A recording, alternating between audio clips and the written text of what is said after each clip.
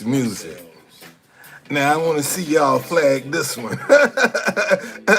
You don't know where to find this song here, buddy. I want to see y'all flag this one as a copyright infringement. Find this one.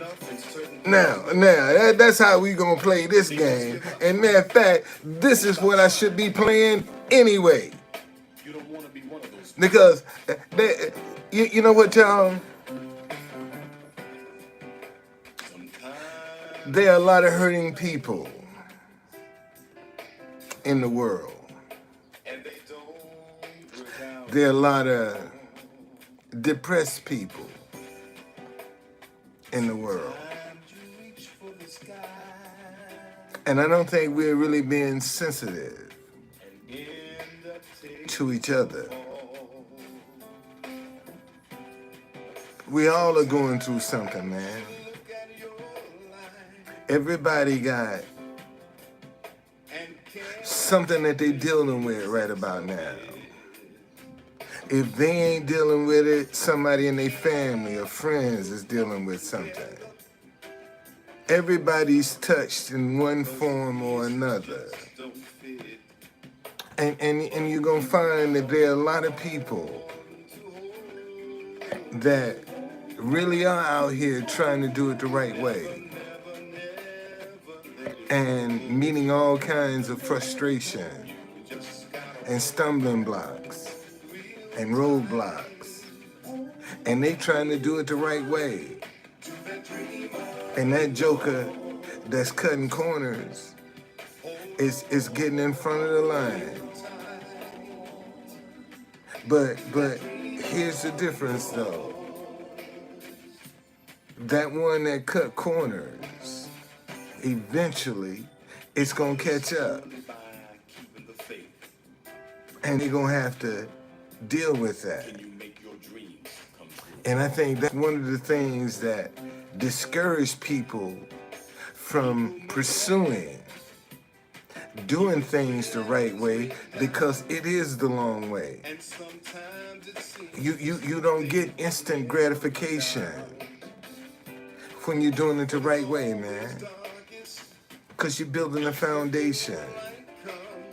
You're building a foundation that generations can stand on. You know, I was a single dad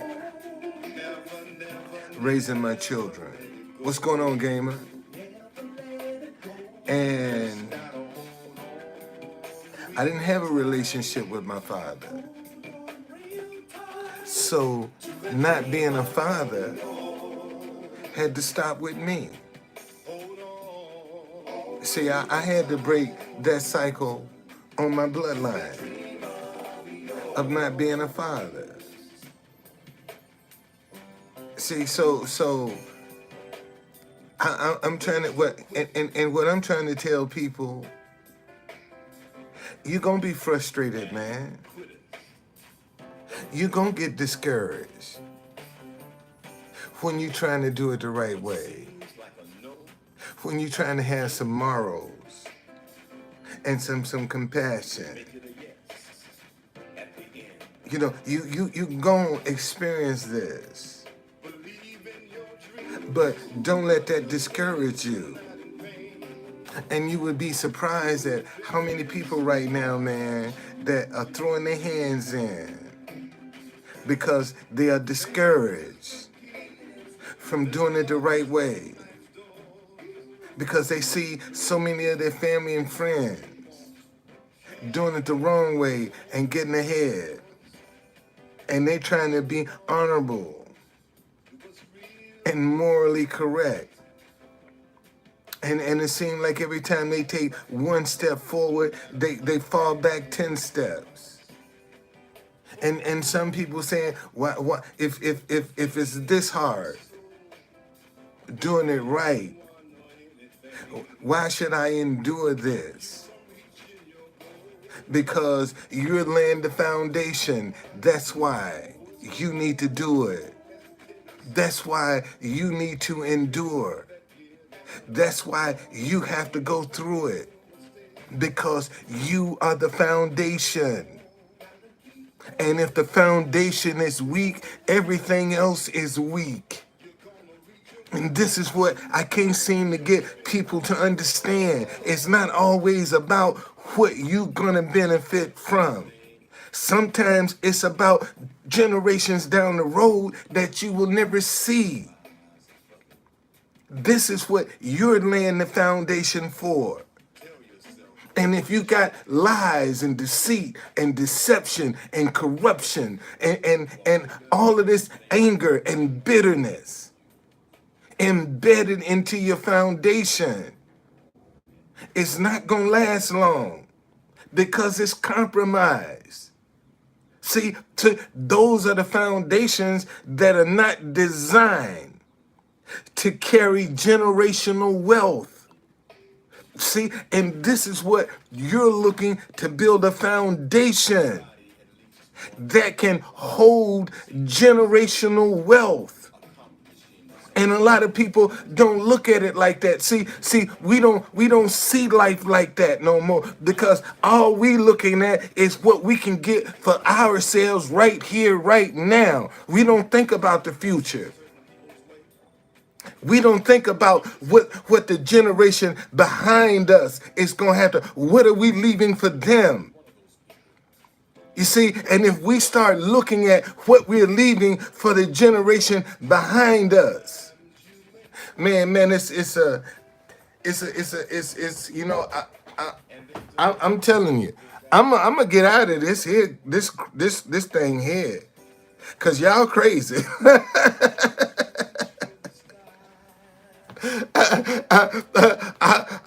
I want to get out of this boat right here because y'all motherfuckers crazy. I want to go there with some rich folk that's civilized. Get away from you crazy ass jokers because y'all trying to kill each other on the same boat and shit, trying to destroy the other half. And I'm tired of that shit. You know, I want some peace. I don't want to do this. That's why. And see, and quiet is kept. See, I'm laughing about it, but there are people that's really got that saying, man, I got to get somewhere where I can get some peace. Where I ain't got to be looking over my shoulder. Where I ain't got to be trying to worry about somebody breaking in my car and my house and all that shit. People tired of that, man. And the only people that don't have to worry about that are the wealthy that's living in these gated communities because they can afford security. But notice, them same people can't come out and walk among the people that's making them rich. Isn't that interesting? The average wealthy person is made rich from everyday Americans, everyday people. That's how they get their wealth. But they can't and come out and walk among everyday people with their wealth. Man, if I had money, when I get my money, I don't need no security. I don't need, wherever I go, man, people gonna be looking out for me. See, because if I'm giving back to the community, if I'm helping the community, why would you try to steal from me? Why would you try to rob me when I'm giving back to the community? I mean, think about that for 1 minute. I'm helping people. Why should my safety be an issue when I'm the one that's helping people? I'm the one giving back. I'm the one buying groceries, buying cars, paying bills off. And you gonna rob me? You gonna steal from me? And I'm the one helping people? That shows you, thank you, Lord. And this goes to how ungrateful people are right now. Man, a lot of people are experiencing the trials and tribulations that they are experiencing because they're ungrateful. They go to the grocery store, complain about how much money they done spent. they go to the gas station and complain about how much money they done spent. They everywhere, all complaining about how high prices is. And not one time say, Lord, thank you that I got the money to afford this. A lot of people that have the money to afford the high prices are the ones that's doing the most bitching and the most ungrateful. You know, what if you didn't have it? What if you needed it and didn't have it? Because there's a lot of people out here, man, need it and don't have it. And them the ones that's preying on you. That's running around trying to scout you out. Because they're going to get it one way or the other. See, I don't think people understand, how vicious this cycle is that we're about to embark on. Because you got some people out here now that feel like if they got to take it from you, if that's the way they're going to get it, they ain't got no problem with it. And if killing you and hurting you to take what you got, that's just, that goes with the territory. That's just how they feel, man. That's how callous they are. See, they don't want to work for what they want. They want your shit. And now you don't trust nobody. And now you done shut down. Because all of a sudden you trying to do good, you bend over backwards to help people, and then they come and they steal from you. And now you don't want to help nobody else. You don't want to give nobody else a chance. You don't want to trust nobody else. See, you see that we doing a lot of this. We doing it to ourselves. We're doing it to ourselves, and then I turn around and blame racism. Or some other factor that ain't got nothing to do with it. Look at how we treating ourselves. We can't even come and grieve among ourselves. Somebody having a bad day, man, going through it. Oh, motherfucker, pick yourself up. Shit, you pick it, you straighten up. I mean, we ain't got no sensitivity. And then when people get out here and snap, we trying to figure out what happened. How come we missed that? How come didn't nobody catch that? See, what's going on, Beezy? You see, so these are the kind of things that we got to deal. That's why they want us divided, man. That's why they want us fighting at each other. So we can't pay attention to what the hell is going on. And see, people talking about doing the right way is a waste of time. When you trying to do that, ain't no waste of time, man. When you trying to do something the right way, when you trying to live the right way, you don't cheat, you don't lie, none of that. And what that guarantees you is this: when you're trying to do it the right way. See, God can warn you. God can send some aid to you. God can send you some help when you're trying to do it the right way. See, that's what people don't understand. When you live a righteous lifestyle, that ain't perfect. Let me say that again. See, when you live in a righteous lifestyle, and whether you believe it or not, man, we in the last days and times. Okay? We in the last days and times, whether you want to accept it or believe it or not. And you're going to be on one side or the other. You either going to be on the positive side or you're going to be on the negative side. You're going to be on right side or you're going to be on wrong side. One of them you're going to be. Ain't no in between. It's one or the other. And here's the difference. See, when you're on the right side, people try to make you like perfect. You ain't perfect, man. You make mistakes. You sin too. But you ain't harmful. See, you ain't going to take advantage of nobody. You ain't going to try to destroy nobody. You ain't gonna try to use nobody. You ain't gonna lie. You ain't gonna cheat. You ain't gonna steal. See, when you live a righteous lifestyle, that's what that means. You ain't perfect, man. You just ain't harmful. But when you a wicked motherfucker, see, that's when you'll turn on your mama. See, when you're wicked. See, you'll turn and stab your mama in the back. When you wicked, you don't care nothing about nothing to nobody. See, don't nobody have no value when you wicked. You step on everything that you want, man. You out to destroy it. If you disagree with it, you gonna destroy it. See, when you wicked. And that's why we got so many people right now that's out here on this revenge tip. Man, the rod of their anger is going to fail. All this revenge and this getting back and that bullshit is going to fail. It ain't going to work. I'm telling you, hearing it here first, it ain't going to work.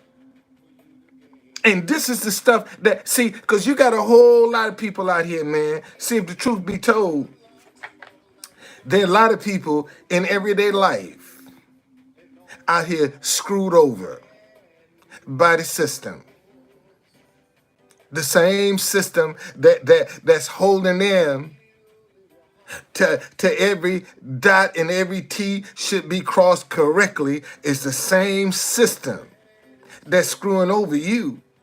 See, they don't have to dot every I and cross every T like they demand from you. And then when you try to speak out and against what's going on. Oh, yeah, you must have did something to deserve it. See, this is one of the problems that we have, man. When people speak out against something that has been wronged against them, a lot of folk talking about you must have did something to deserve it. Really? You deserve for somebody to cheat to beat you? You deserve that? I mean, think about that, man. And you actually got people out here that are being cheated to beat them. And they have no recourse. Because usually when you find yourself in a situation like that, see, they done put so many stumbling blocks in the road for you. You done used up all your resources. You ain't got no money. You know, they done tarnished you so you can't get no unemployment benefits. So you just they hang you out to dry. And there's so many people right now in the world that has been hung out to dry, man, because of some personal vendetta of somebody else. And they let them hang out to dry. And that person has to go out and pick their life up and start all over again from scratch. Because somebody has thrown a stumbling block in their way. This is happening every day, ladies and gentlemen. And it has nothing to do with color. It has everything to do with right and wrong. See, a lot of people got us focusing on a civil war. This ain't no civil war. This is about right versus wrong. That's all this is about. Right versus wrong. And right now, wrong is having its way. That's just the bottom line. And because wrong is having its way, a lot of people are discouraged, man. A lot of people don't see no hope. A lot of people don't even believe there is a such thing as doing it right, because they see so many people prospering doing it wrong. And you think ain't no folk. And see here's another thing. See, when You live a righteous lifestyle. God will answer your prayers. But see, you got a bunch of wicked people think just cause when they get in distress that they can call on the name of the Lord and he gonna answer them and he gonna respond and he gonna look at them. What you calling me for? You wasn't calling me when you wasn't in trouble, when you wasn't in distress, when you was lying, cheating, and fornicating and committing adultery. You wasn't calling me then. And now that calamity has come upon you, you want to call me now? And see, you're going to get a whole lot of people, man, that's going to get surprised with some calamity in their life. And they think they can, at the last minute, oh, Lord, forgive me. But it's too late now. It's too late. Because when you had the chance to do something about it, you were stuck in your carnal ways. See, and this is what do you mean? You got to have a big car. You got to have a big house. You got to wear a different pair of socks, a different pair of shoes every day. See, that's carnal, man. You know, when materialism dictates your world. You see, when your value is determined by the material possessions that you have. You can be the lousiest person on the earth. But if you have a lot of material possessions, people want to idolize you for what you have. See, I look at it like this. I can walk through the store, grocery store right now, and won't nobody pay me any mind. I should have that same right when you know I got some money. I should be able to walk through the same grocery store and you pay me no mind like you did when I was broke. See, that's what people don't understand. Treat me the same way you did when I was broke, and we'll get along just fine. Cause when you're running up, skinning and grinning in my face, that's a red flag to me. I can tell you that now. See, I ain't looking for, I'm 69 motherfucking years old. I don't need no more friends. I ain't trying to develop no more friendships. I don't need no new friends. Okay, so don't come and try to be friendly with me, cause I ain't looking for no new friends. Okay, I don't need new friends at this age. I'm trying to weed out some of the motherfuckers I got. Shit, I ain't trying to add nothing. I'm trying to get rid of some shit. Cause I got some bullshit up in my tree that they call some friends, and I got to get them out my tree, man. You know, so I ain't looking to put nothing else up in there. So don't run up on me, man. Oh, true conductor. Oh no, leave me the hell alone. Like you did when I've been true conductor now since 2020. Okay, I didn't just start being true conductor. I've been true conductor since 2020, and you've been ignoring my ass since 2020. When I get my please still ignore my ass. Please still ignore my ass like he was when I was broke. That's my only request. That's the only request I have, man. People still ignore me like you did when I was broke. That's all I ask. And I'm cool. Because I have a great relationship with God. If he tell me to do something, I hear it. So I don't need you to interfere with that line of communication by coming asking me for something. Because if God want me, if you in my presence and he want me to give you something, he gonna call it, he gonna tell me, man, hook that person up. See, and And that's how you have to deal with it. And I don't see, notice, a lot of people get wealth to isolate themselves. Let me say that again. A lot of people get wealth to isolate themselves. They want to get away from humanity. You know, they want to be anonymous. They want to live in secret. And what kind of life is that, man?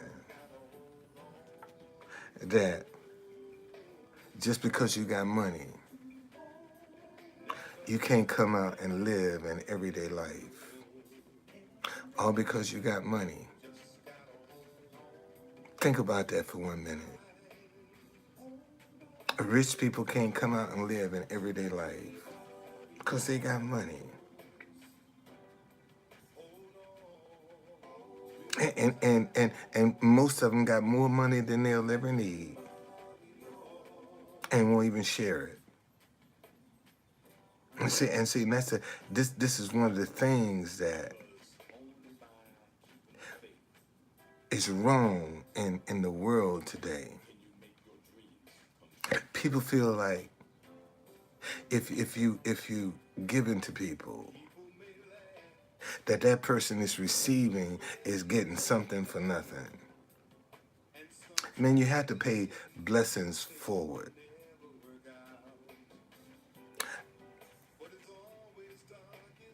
What goes around comes around. And you got a lot of people that's nasty, that's rude, vindictive, deceitful, can't trust them. And now they got a crisis in their life. That's to knock them down to the ground. And they humble now. And they think because they've been knocked down to the ground and they're humble, that everybody's supposed to forget how rude and how nasty and how vindictive they were. Isn't that amazing, man? You can find some people, nastiest people in the world, that get knocked on the ass by something. And you see them again, and oh man, I'm sorry. I didn't mean, now you got to eat cheese. See, because when you was on your feet, man, when you was the man, you took people for granted. And you got so many people out here right now that are taking folk for granted. Don't appreciate them. And gonna look up one day and that person gonna be gone. You got a lot of people in relationships right now that grass look greener on the other side because you ain't grateful for what you got. And you think that grass looks real green on the other side until you get over there. And you see that shit is the same shit you had at home. But now you got to get to know this new stuff. And what you had is gone. See, a lot of people, there are a lot of people, man, that will stick with you through thick and thin, no matter how nasty you are to them. And no matter how you treat them, they'll be there for you. Because that's just how much they love you in their heart. That even though you're the nasty, rude, mean person, if you need something, they will stop what they're doing just to come and do. And that's the only person that will stop what they're doing and come to you, and you treat them like shit. You talk to them like they shit. You don't appreciate. How come you so late? Well, you should have called me. You always got a complaint about somebody that's trying to help you. And see, look, let me tell y'all something. See, this is talk like how you like up in here. Just be respectful. That's all you can say anything you want to Truth Conductor. I just ask you to be respectful. Because if you come up in here with some disrespect, I'm going to block your ass. It's just that simple. But if you got something on your mind and you want to express it, you can express it. Just respect everybody's opinion. That's all I ask you to do. Just respect everybody, man. You see, but see, these are some things, and what I'm talking about cut across. This cut across all race, nationalities. Everybody's dealing with what I'm telling you about. See, this ain't no black thing. This ain't no white thing. This ain't no Asian thing. Everybody is dealing with this here. The ungratefulness piece. Everybody is dealing with some form of ungratefulness. And I always told y'all, I said, man, you gotta teach people how to treat you. I had a friend, over 40 years. The only person that can call me anytime, day or night, man, and I get up out of my bed. And last year, they had this house for sale, trying to get the house ready to sell, and say, hey, can you help me out? Yeah, I can help you out. You know, so I'm drive over into Maryland.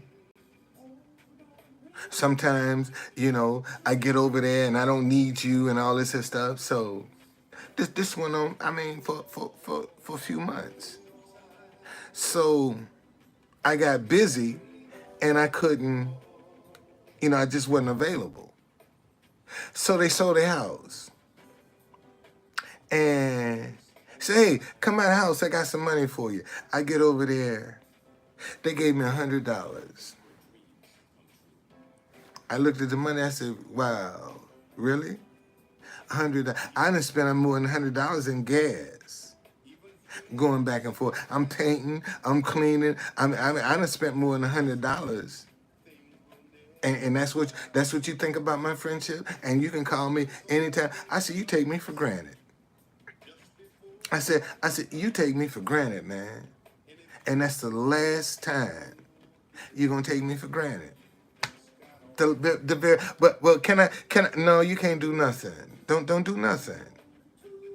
Because if you want to give me something, I shouldn't have to ask you for it.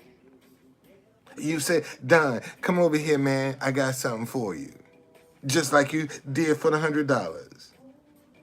And that's what I'm telling you. You got people that surround you that are ungrateful, that don't even appreciate who you are and what you bring to the relationship. They take that for granted. Some of your family members take you for granted because you're always there. Your number is the first one on the speed dial. Anytime they need something, you the first one they call. Say, hey, y'all ever? Man, I used to volunteer when Metro stole my job.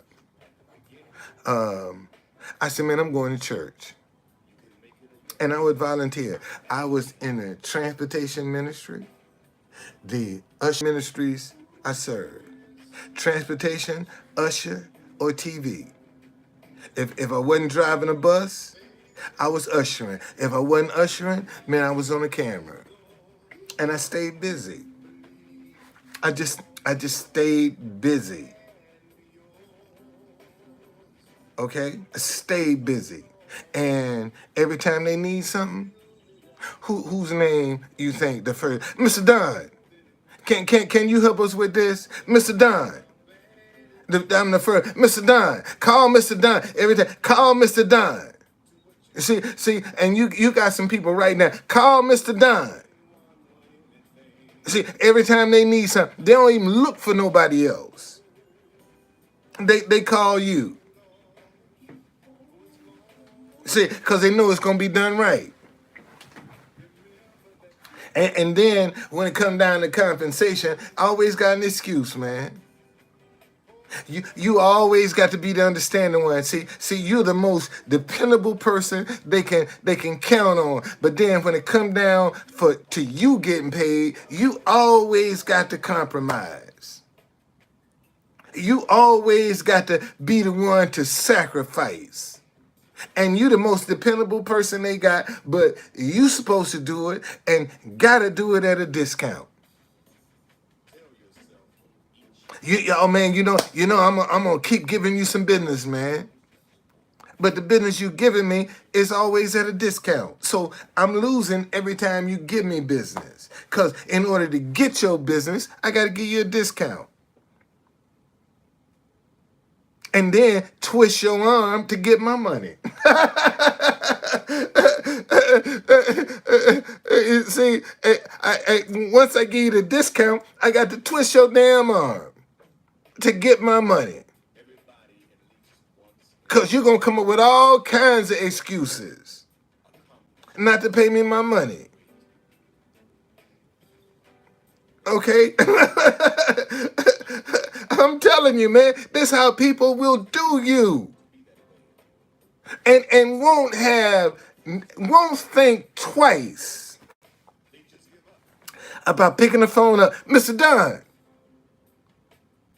Yeah. I ain't get the bill. Yeah. Oh, send me the bill. See, you got the bill. How many times I got to send that damn bill? You see, and so the impact of that is now you're becoming hardened. See, so now you ain't trying to do nobody no favor because you getting tired of being taken for granted. And I think right now in the world, not just America, I think in the world, a lot of this confusion that we have is because a lot of folk are just tired of being taken for granted. And they take your vote for granted. I mean, think about it, man. We just take them for granted. And we have no options. We can't even complain about being taken for granted. And this is why a lot of folk are frustrated, man. They got to cross every T and dot every I when it comes to them. But other people, shit, they ain't got to take the test. And they can move on. But you got to cross every T and dot every I. And still gonna find something to complain about. They ain't never satisfied, man, with what you're trying to do. You know, and if you're around a person that you can't never do nothing right, that person is looking for an out to end the friendship. Let me say that again. When you're around a person that you can never do nothing right, everything you do is wrong, they looking for an out, man. They trying to exit the friendship or relationship or whatever it is. And 9 times out of 10, it's a relationship. When you're in it and you can't, everything you do, man, if you look at him, why you gotta look at me like that? What are you talking about? You see, they just looking for an out. And you notice whenever they snap, it's gonna be for some of the stupidest shit. Ain't got nothing to do with that'll make them say, oh, I that's it. I'm gone. I'm done with this here. Over some stupid shit. Cause you've been looking for an out now, so you figure, well, if this might be close to the end, I might not get no more chances. So let me just take this one, and you take the chance and get out there and realize I done fucked up. I made a mistake. See, you got a whole lot of people out here that were in some damn good relationships that they couldn't see at the time. Cause the grass was super green on the other side. They had choices. And they had somebody, man, that's gonna hang in there with them. See, let me tell you.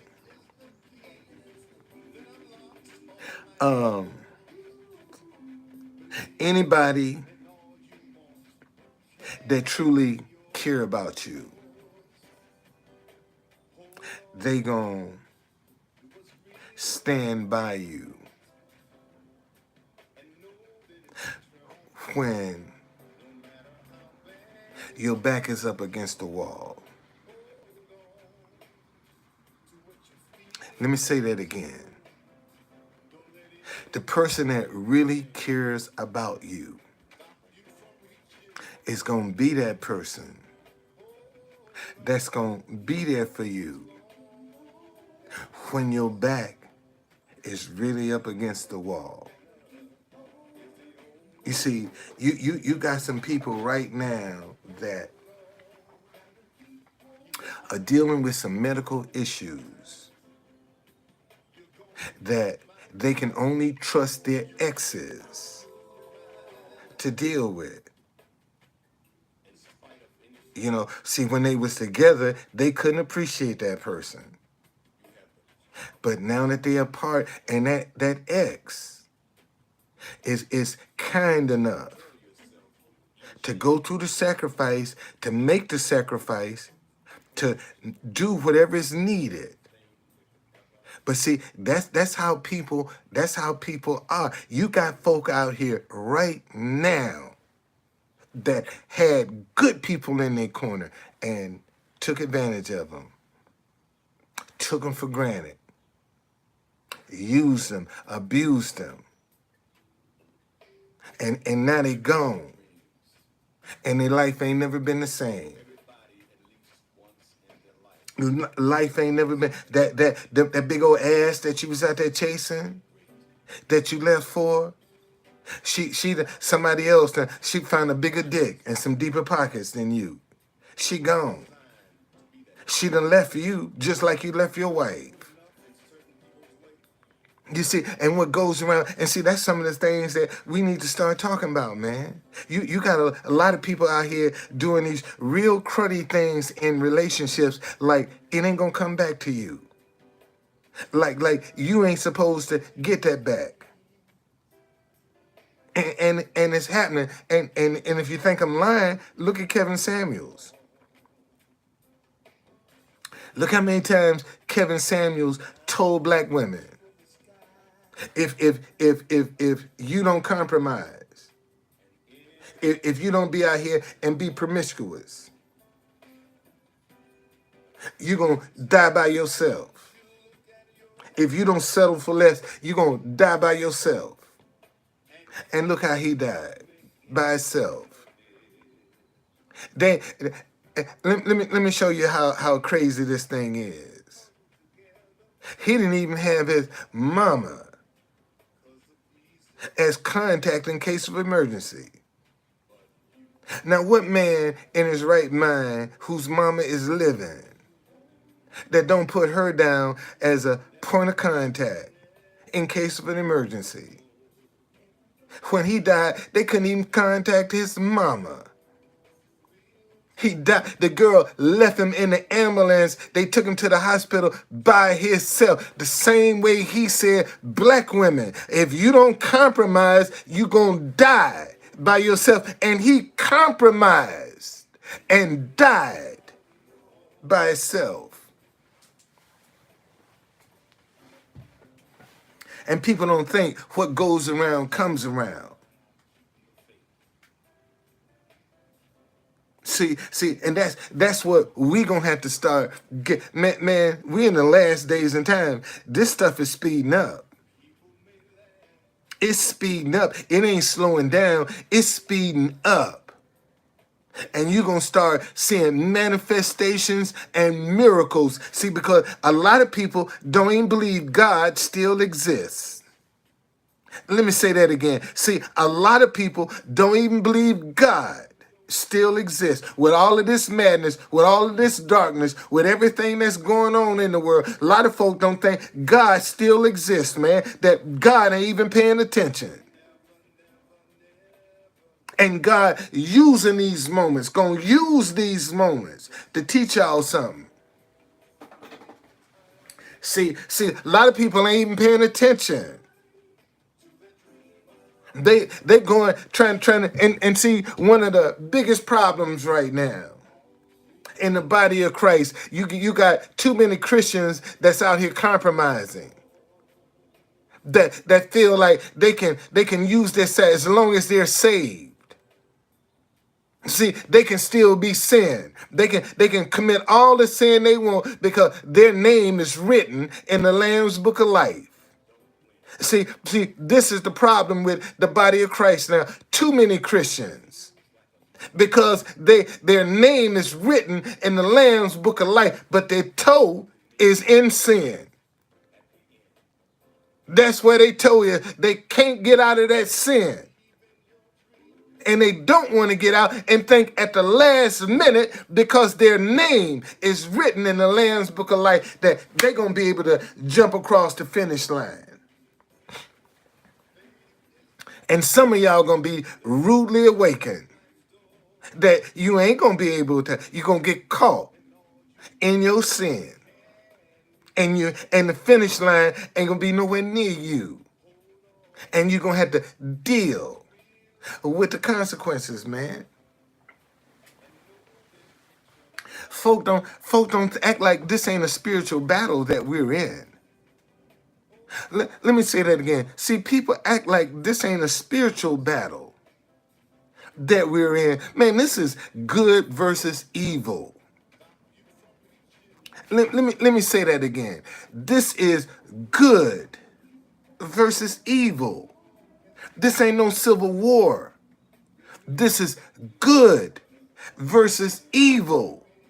That's what we're dealing with right now. All of this violence, all of these mass shootings, man, that's evil. And look how evil is making us not trust each other. Look how evil is causing us to be separated from each other. We can't even be kind to one another because of evil. See, look at how it's destroying the whole fabric, man, of the foundation we trying to build because of evil. And folk don't act like they don't see that. You know, people act like they don't even see it. Like it don't even exist. So anyway, hey man, that's enough of my soapbox today. I've been on here almost an hour. I come in here and vent, boy, because it's a lot of people hurting, man. It's a lot of people out here hurting. It's a lot of people whose backs are up against the wall. Don't know who to turn to, man. Don't know what to do. And see, right now, if your back is really up against the wall, if you're going through some things and you don't know who to turn to or where to turn to, the best piece of advice that I can give you, man, go volunteer somewhere. Go serve somebody, man. If a meal is your issue, You need to be volunteering in some kind of kitchen that serve food. You know, you see the problem we have right now, a lot of people want their needs met and situations solved in their lives, but they don't want to be inconvenienced. They don't want to have to put up any kind of sacrifice. And this is the problem. You know, nobody wants to be inconvenienced now. And if you're gonna have some level of inconvenience that we need to deal with until we can stabilize what's going on in our community. See, everybody can't have it their way, man. And this is the problem. Everybody trying to have it their way. And everybody can't have it their way. And sometimes you're just going to have to do without. You're going to have to learn how to do without. Man, I discovered something. I'm going to tell y'all, see, a lot of y'all think this is going to be crazy. But one day, I had some oatmeal. And I had a bulb of garlic. I said, man, I'm gonna chop me some garlic up and cook it in some oatmeal. Shit, that shit was good. I'm talking about, I didn't know that if you put garlic in oatmeal, it changes the whole flavor of oatmeal. And that stuff is, well, I like garlic. So it's good to me. And see, that's another thing, y'all. We getting ready to go through some tough times, and man, instead of complaining about what you don't have, appreciate what you do have. You know, you might have to take some tomato paste, man, and make some spaghetti with it. And rather than complaining, man, all I got is tomato paste with this spaghetti. Be grateful. There are some people that don't even have the spaghetti. There are some folk that are starving, man, in the world. And at least you got something in your house. It might not be what you want, but a lot of people are not grateful. That's why they're struggling, because they are ungrateful for what they have. They're always complaining about, and see, and even when they can meet the responsibility, they say, oh, man, look how much money I had to pay for this here. Look what that, instead of saying, Lord, thank you, I think I had to. I mean, right now, man, I need work on my caddy that I ain't got the money. I can't even take it to the shop. You see, my car's sitting there. I can't even take it to the shop. And you got folk that can take their cars to the shop and pay for it and be bitching about how much they done paid. And here I am wishing I wish I could take my caddy to the shop and say, man, fix this thing up for me and let me know what it's going to cost. Wish I could do that. I wouldn't care what it would cost. As long as I got the money to pay for it, I'm grateful. And you got some people, man, they just ain't grateful for nothing. They ain't grateful for nothing, man. And this is why they're enduring some of the hardship that they are, because they're ungrateful. Some folk getting up, come on, oh man, look, it's rain, it's cloudy today. Man, thank you, Lord, for letting me at least get up. There are people that wish they could have your health, and you take it for granted. See, you take it for granted, like it's always gonna be there. God diggity dog. See, and that's how people take you for granted, like you always gonna be there.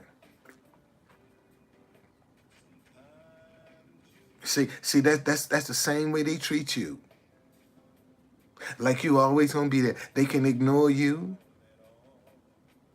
mistreat you, demonize you, but when they need you, you always come through. This how people are, man. And see, and I know what I'm telling is true, because see, ain't nobody saying nothing. I know, because see, when I ain't touching nobody, man, notice ain't no comments coming up in here. Ain't look. From I've been on here almost a whole hour. I got 1, 2, 3, 4, 5, 6, 7, 8 comments. But that's a record for me. That's a record for me. To be on here for in an hour and no trolls. Oh shit, that's a record. That's a record. So that alone tells me something I'm saying must be true, because people are paying attention. And we just got to stop taking each other for granted, man. We just got to start appreciating one another.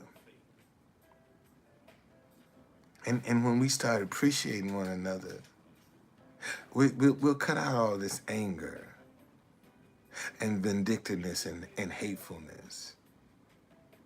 When we can have an appreciation. No, I ain't looking for no troll, But that's all, man. We just got to start appreciating one another. And when we can turn back to being civilized with each other, which means ain't nobody perfect, man. We all got some isms in our closet. I don't care who you are, how broke or how much money. You got some isms in your closet. Notice I said isms. You got some in your closet. So since ain't nobody perfect, why can't we start talking to one another and stop talking at each other with all this hatred and division? Like they can get on their spaceship and go to another planet. This how people are acting. They trying to destroy the other half. Like they can jump on their spaceship, man, and pew, they off to another Earth. And you still stuck down here with me. And trying to do everything you can to destroy me. Like if you destroy me, it ain't gonna hurt you. You see, that's the crazy part. We need each other. And if you destroy one another, how you gonna survive? You can't survive by yourself. You need other people, man. And if this the good people would come together, we could turn this around right now, man.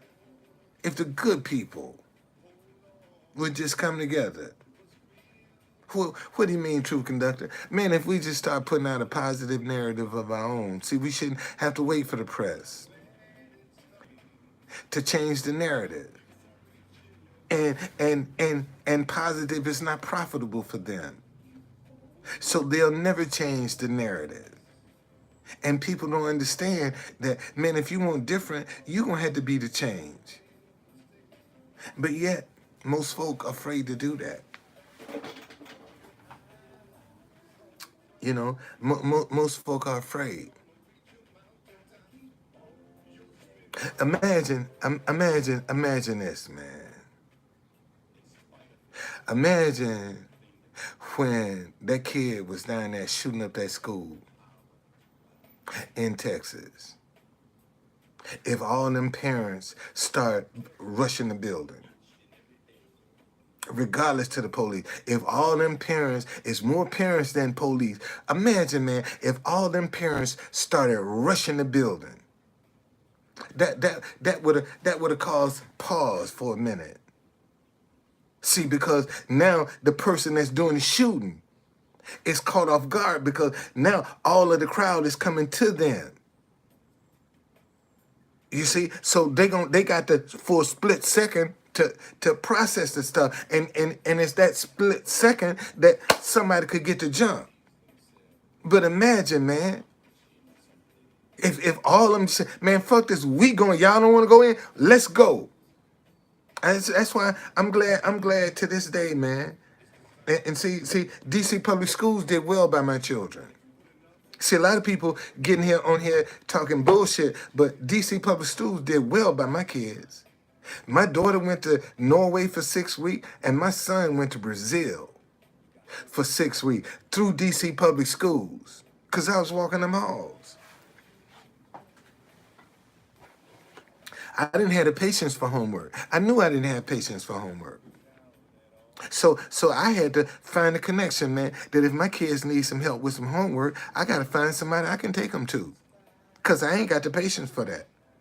I'm a street vendor. I'm out here working rain, sleet, shine, and snow, man. You know, I ain't got time to come home. I'm tired. You know, I've been out there before sunup. I'm on the street. 3:30, 4 o'clock in the morning. What's going on? You see, and this is what a lot of people don't want to come to face. Man, know where your strengths and weaknesses are. And what you weak in is where you need to be trying to figure out where you can get the help at. See, that's where the connections for you need to be, where your weakness is. You don't need nobody to cover your strengths. You need somebody to cover your weaknesses. You see, and a lot of people are going out here trying to find folk doing what they good at. You don't need nobody doing what you good at. You need somebody doing what you ain't good at. That's what you looking for. That's the person you looking for. Somebody that can cover what you ain't good at. See, that's it in a nutshell. And when you trying to and see, listen to me. When you trying to pick these people, see, a good person, somebody that can be trusted, somebody that you could probably rely on. One, don't deal with a lot of gossip. And the main thing about this person, they say what they mean, and they mean what they say, whether it hurts your feelings or not. See, that's how you know you're dealing with a genuine person. When a person don't mind hurting your feelings, man, you got a genuine person, man. And most folk get offended because a person telling them the truth and it hurt their feelings, and they get offended for that. And that's the first one they get rid of, is the one that's gonna tell them the truth, the one that's gonna be straight up with them. That's the one they don't want around. They want the one that's gonna lie to them, that's gonna deceive them, that's gonna cheat on them. And see, most of the people that end up leaving these relationships for that person that they leave for, no, man, they cheated. They gonna cheat on you too, just like you cheated on your spouse. They gonna cheat on you because they know you're a cheater, so they ain't gonna trust you. See, ain't no trust in that, man. Anybody that pulls somebody from another relationship, ain't no trust there, man. Ain't no trust there. I don't care how good the sex is. And that's usually what it's all about. Some good sex is what's messing up a whole bunch of relationships. Okay? That's what's messing up a whole bunch of relationships. Sex. They don't know how to cook. They don't know how to clean. They don't know how to balance the checkbook. But boy, they can shake that ass. And at your age, if somebody's shaking their ass, is what gets you, man, you done. I don't need nobody. I don't need nobody to shake their ass right now. I need somebody that can watch my money. That can balance the checkbook, that can go ahead and say, give me some advice about some investment I'm thinking about making. See, that's what I'm looking for. That's what I got. I ain't looking for it. That's what I got. let me clarify that shit. That's what I got. I ain't looking for it. I got it. Okay? My best kept secret is my wife. Y'all think I'm lying. Wait till I find it. Man, my best kept secret is my wife. My weaknesses are her strength, and her weaknesses are my strength. That's just how we roll, man. That's just how we roll. Just like that. And respect each other. Regardless to what might be. And see, that's one of the things that's missing right now in families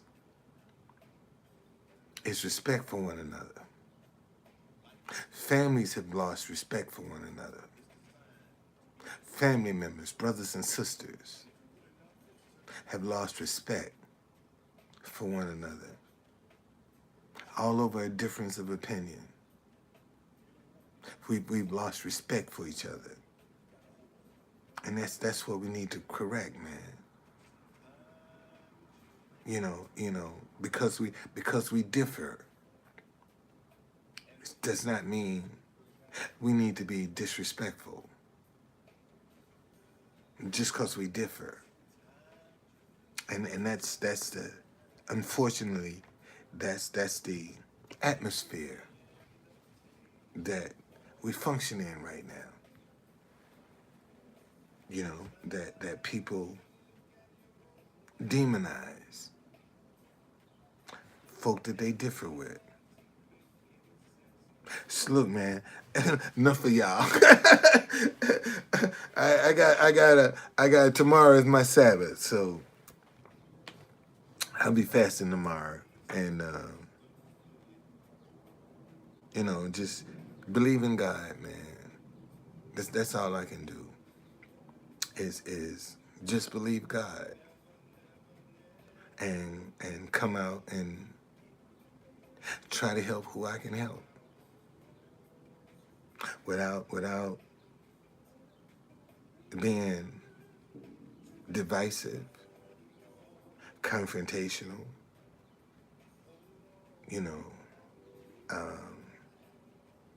to share some life experiences with people, and hope they get it.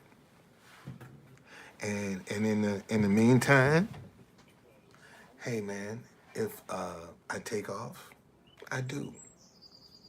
If I just help one person, I won. I had a young lady. I had a young lady to leave me a message. I was really feeling down, and this girl called me and left me a message. And I think this is it. No, that ain't it. That ain't it.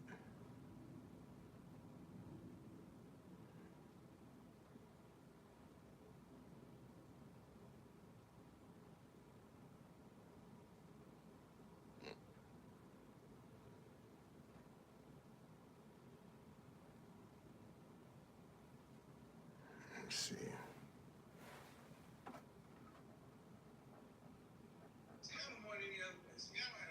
No, that's not it. Here it is, right here. Yes. Listen to this, y'all. I am one of your listeners, and I'm leaving you this message because I saw your last post on YouTube saying that you were tired of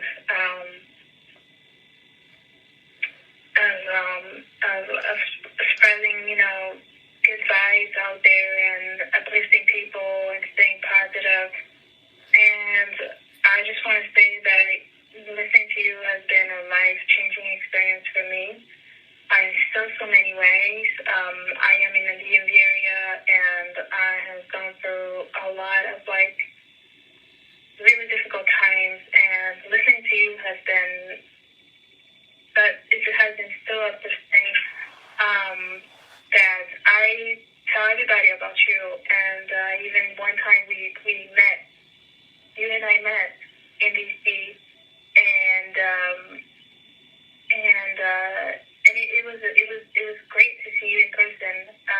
And I continue to tell people about you, and a lot of your teaching and wisdom has been so it's been just groundbreaking for me. And I would love to let you know. I actually want to let you know that what you're doing is not in vain, and that you are building, you're impacting people's lives in ways that you can't even imagine.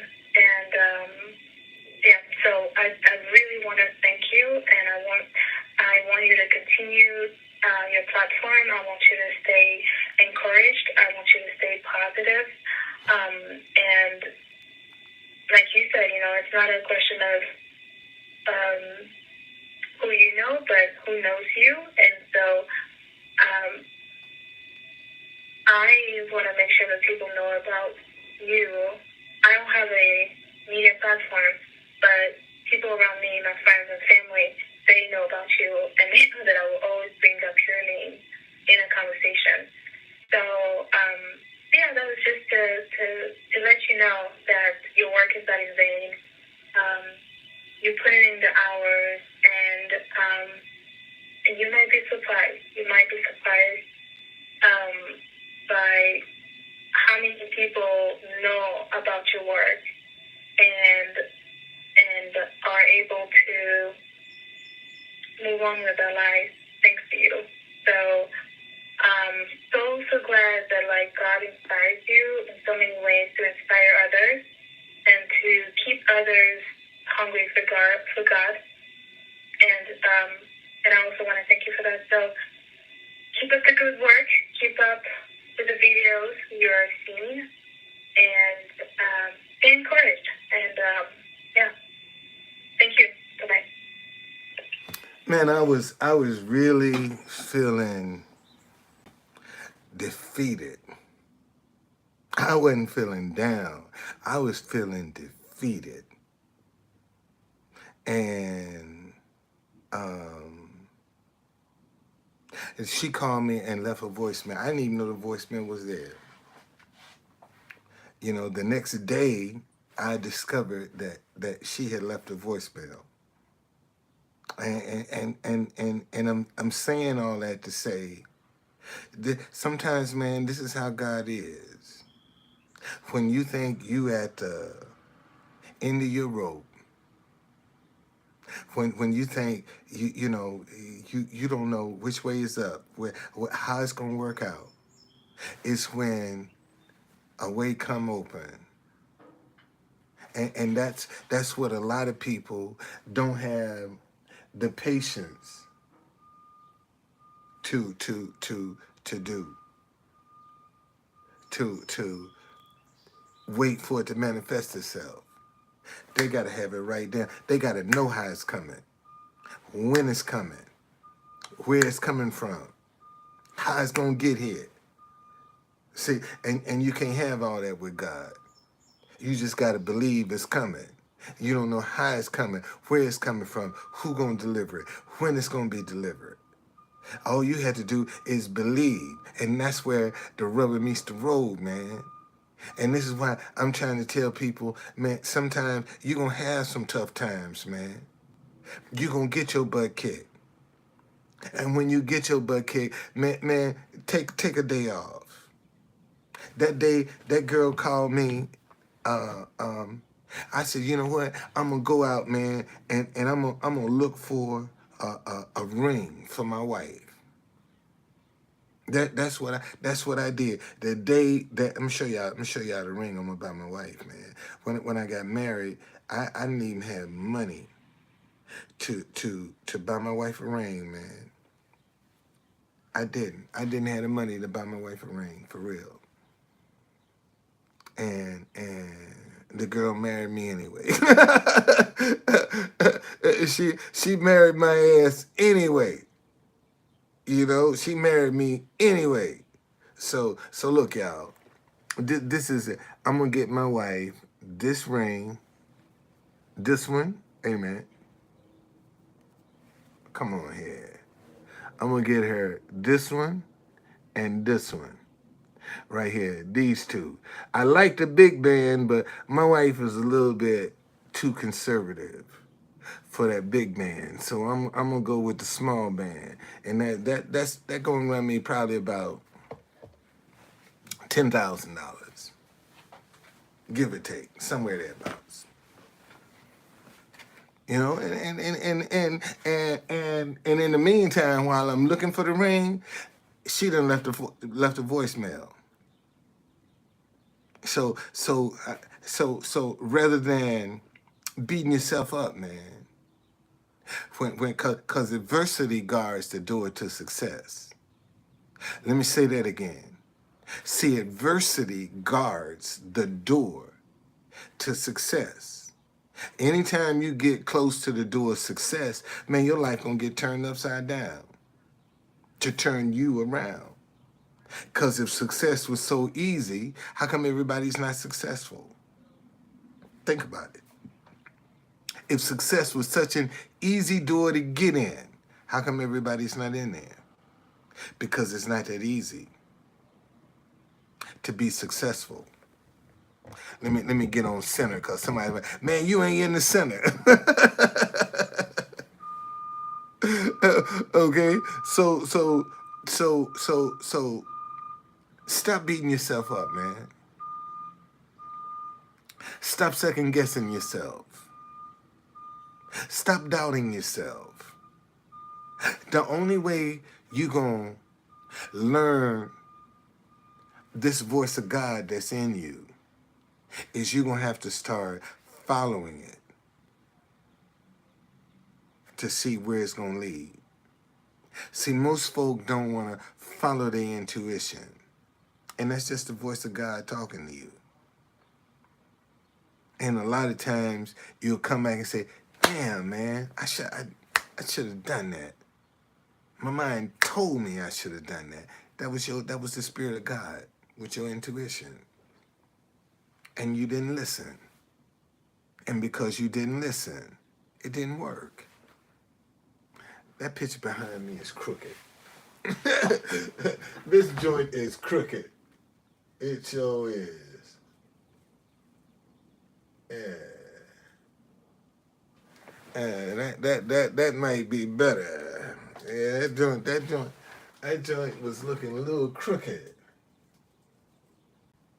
Yeah, there we go. You know that man. Listen, I got this article was in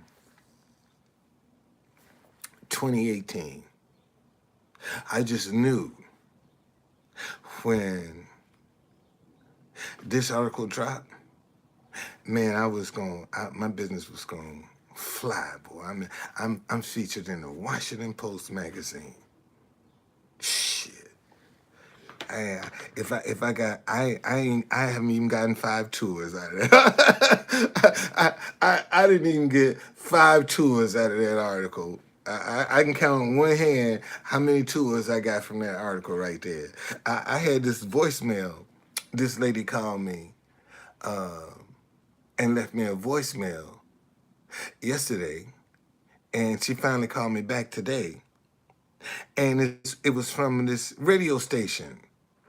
They putting together some kind of campaign for Juneteenth, and she said, well, you know, we gonna run some commercials for 1 week, 3 weeks, or 5 weeks. Which one you want? I said, what's the cost? She said, 700, 1,000, and 1,500.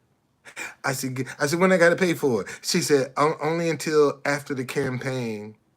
It'll be in August before you had to pay for it. I said, book me up.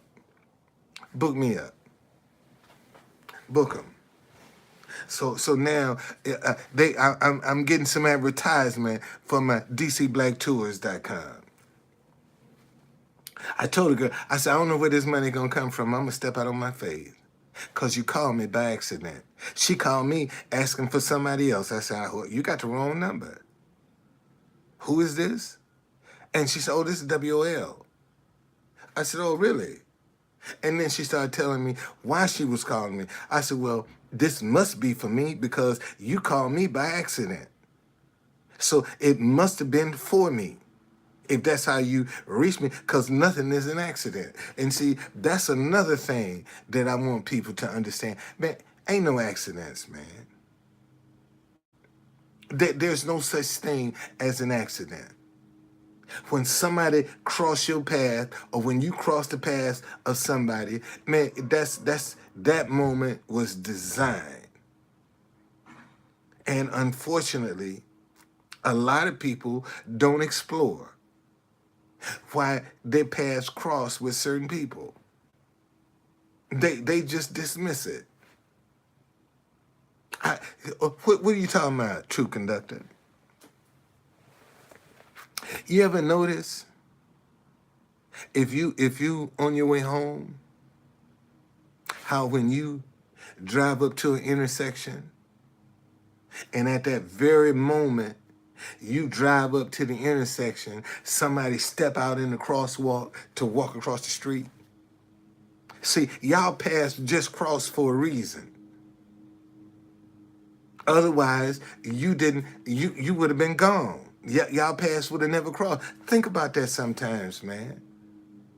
You can be walking down the street and look at the people that cross your path on a daily basis. See, most folk don't even pay attention to the people that they cross paths with on a daily basis because they're so consumed by what's going on in their life, man.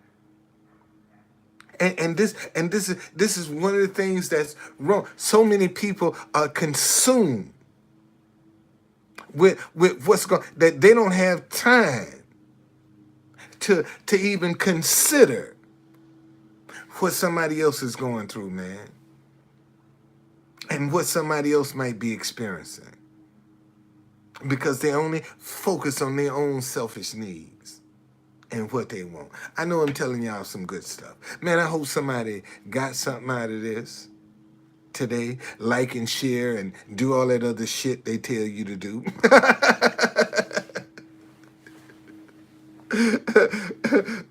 You know, I be trying to give out content, man. That's one of my weaknesses right there. I don't put enough emphasis on liking and sharing and subscribing to my page. That's why I ain't even 150 people over 1,000. So I gotta work on getting my subscribers up in the hundreds of thousands like some of these other cats, so I can start getting some of that change that YouTube is getting away. See, if people don't want, man, that's if you don't want to book a tour, subscribe to the Truth Conductor so I can get some money out of YouTube. That's how I can get some cash. You want to help me get some cash? Subscribe to YouTube. You see, so if you can't book a tour If you don't wanna hit my Cash App, here's another way that, man, subscribe to my YouTube channel so I can start getting paid. And that's how I can make some money. But in the meantime, Juneteenth is next month, man. And if you wanna donate a tour for the month of Juneteenth that a young person can take advantage of right here in the nation's capital, go to dcblacktours.com and book a tour and just put donate. And we'll make sure, man, a young person can enjoy and get in the best tour of their life, like DC, like they've never seen it before.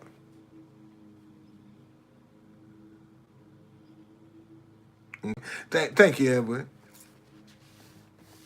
So that's and maybe that's one of the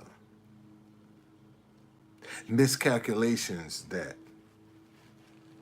my attitude has always been, if people want me to have something, they'll give it to me. And that's just my attitude. I shouldn't have to ask you for it if you want me to have it. Because surely if I want you to have something, you ain't got to ask me for it. I'm going to give it to you. Okay? Because I want you to have it. And so, and I think, that maybe having this attitude has not benefited me, because people are so used to folk asking them to subscribe and to share and to like and to donate.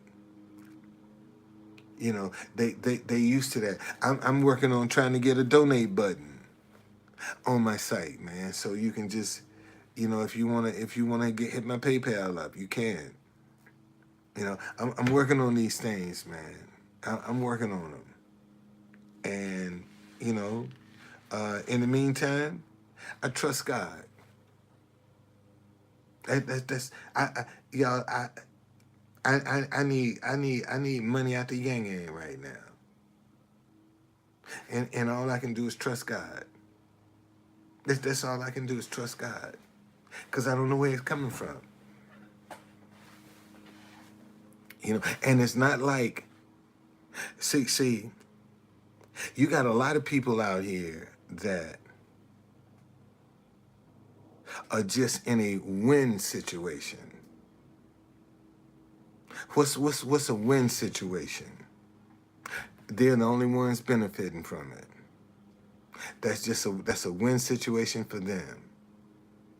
And what you want to participate in is a win-win situation, where not only that person is benefiting from whatever you're doing, but somebody else is benefiting as well. And this is why, I ask people, man, people say, well, let's set up a GoFundMe. I don't need a GoFundMe. You can go and book a tour. Buy a certificate. There's so many things you can do. You can hit my Cash App. You can do a lot of things if you trying to put something in my hands. See, and that's what I be trying to tell people. Hey, man, book a tour that I can donate. And not only are you helping me, but you're helping some kid that couldn't afford it. And that's a win-win situation. It's a win-win for me, because you're booking, I'm making money, man. And it's a win situation for them, because not only am I making money, but now I can share this with some young people and hopefully one day inspire them to want to do the same thing. I started out as a street vendor, man. in DC. And now my company does the Black History tours of the city. That's how I started. On the street as a street vendor. I ran for mayor against Marion Barry as a street vendor in 1994. See, that's the part that really trips me out when people get on here talking about you clout chasing. Well, what was I doing in 94 when I ran for mayor of DC? Was I clout chasing then? So if I was clout chasing in 1994, how can I be still doing the same thing now? It don't even make sense. And see, and this is the kind of stuff that's discouraging people. That's making people not try. Because folk are so critical about what they're doing and how they're doing it. And what you'll notice most of all, the people that are most critical of you are the ones that ain't gonna never support you financially. Yet, you're so worried about what they think and say. Let me say that again. See, here's the trip part. The people who are most critical of you ain't gonna support you financially, no way. And yet, what they say carries the most weight with you. And they ain't gonna support you no way, but you all concerned about what they think and say. And you're wasting your time. You're wasting your time worried about what somebody think and what they gonna say. And they wasn't gonna support you anyway. And here's how you know they wasn't gonna support you anyway. Because the minute they get pissed off, here's what they're gonna see. I would. That's how come I don't want to. I was gonna support you. I was gonna book a tour, but you just cuss so much. I was gonna do this, but man, get your lying ass, take your lying ass somewhere else. You wasn't gonna do shit, but sit there trying to be impressive. And see people, you got to know when people trying to impress your ass. See, anytime somebody come up to you talking about what they thinking about doing, man, all they trying to do is impress you. Oh, man, I was thinking about opening up my own tour company. For real? Yeah, man. I'd like to do it. Shit, motherfucker, get up out of here. And that's the one, man, remember, that's the red flag. Anytime somebody comes up to you telling you about what they thinking about doing, man, they just trying to impress you. And women, if it's you, he just trying to get you to relax and get in your panties by telling you what he thinking about doing. And making that shit sound so good and so impressive, and you believe that shit, and you come back later, man. You what? Oh no, man.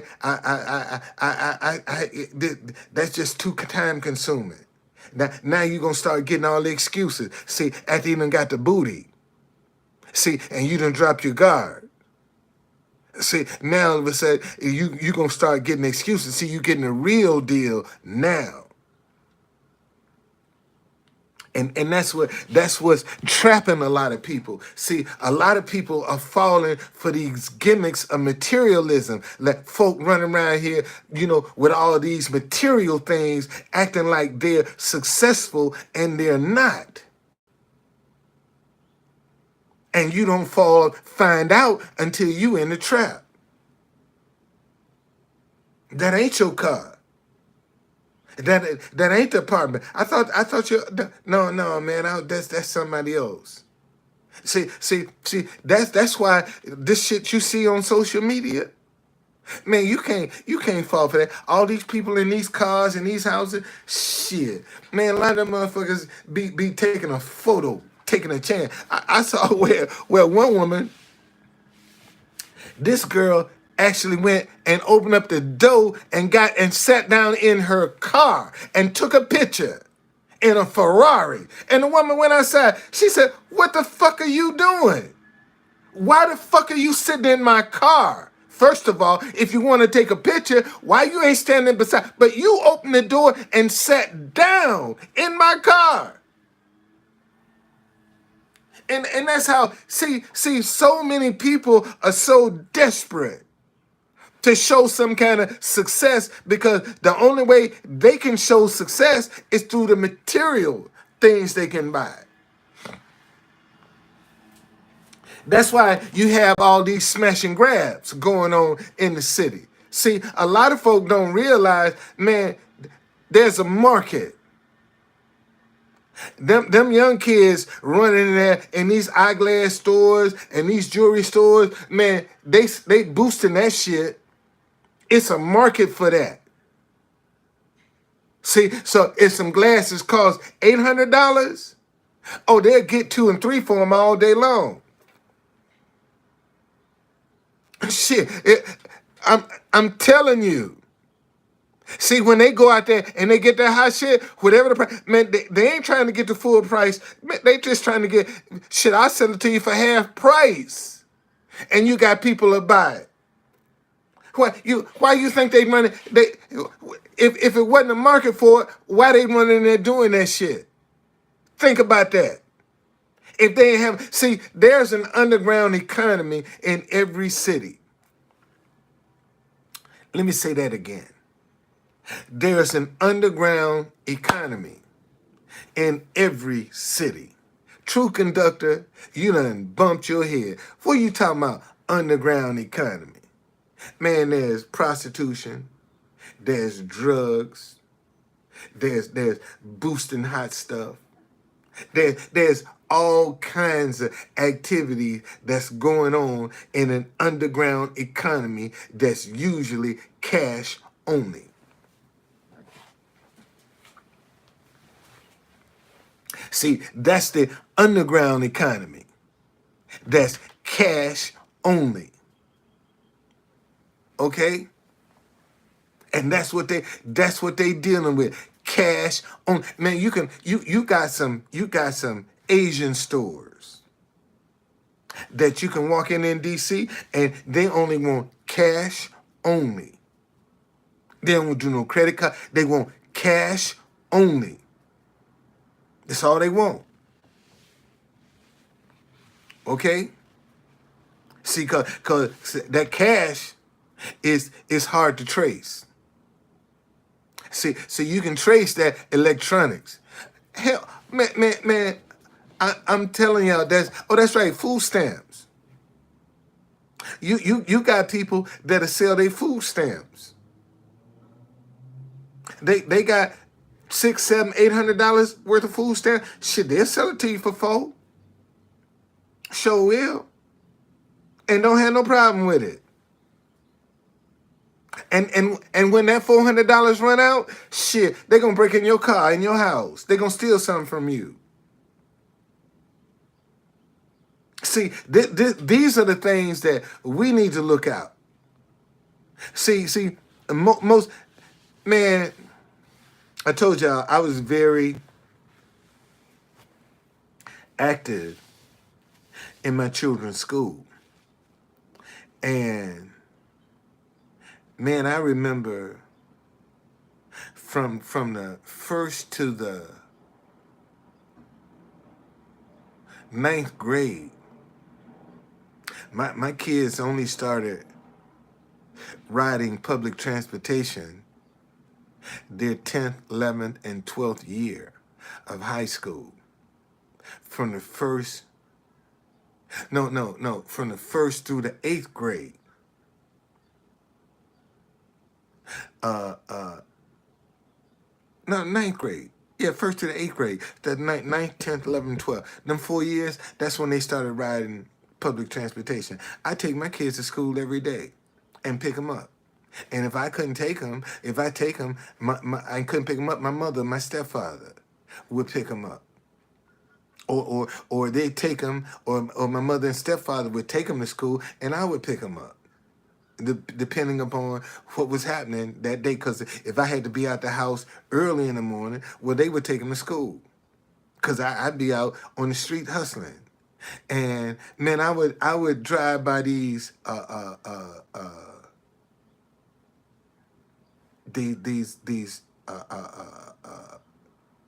sports shops where they was dropping new Jordans, and jokers was they stand in line overnight to get a new pair of Jordans.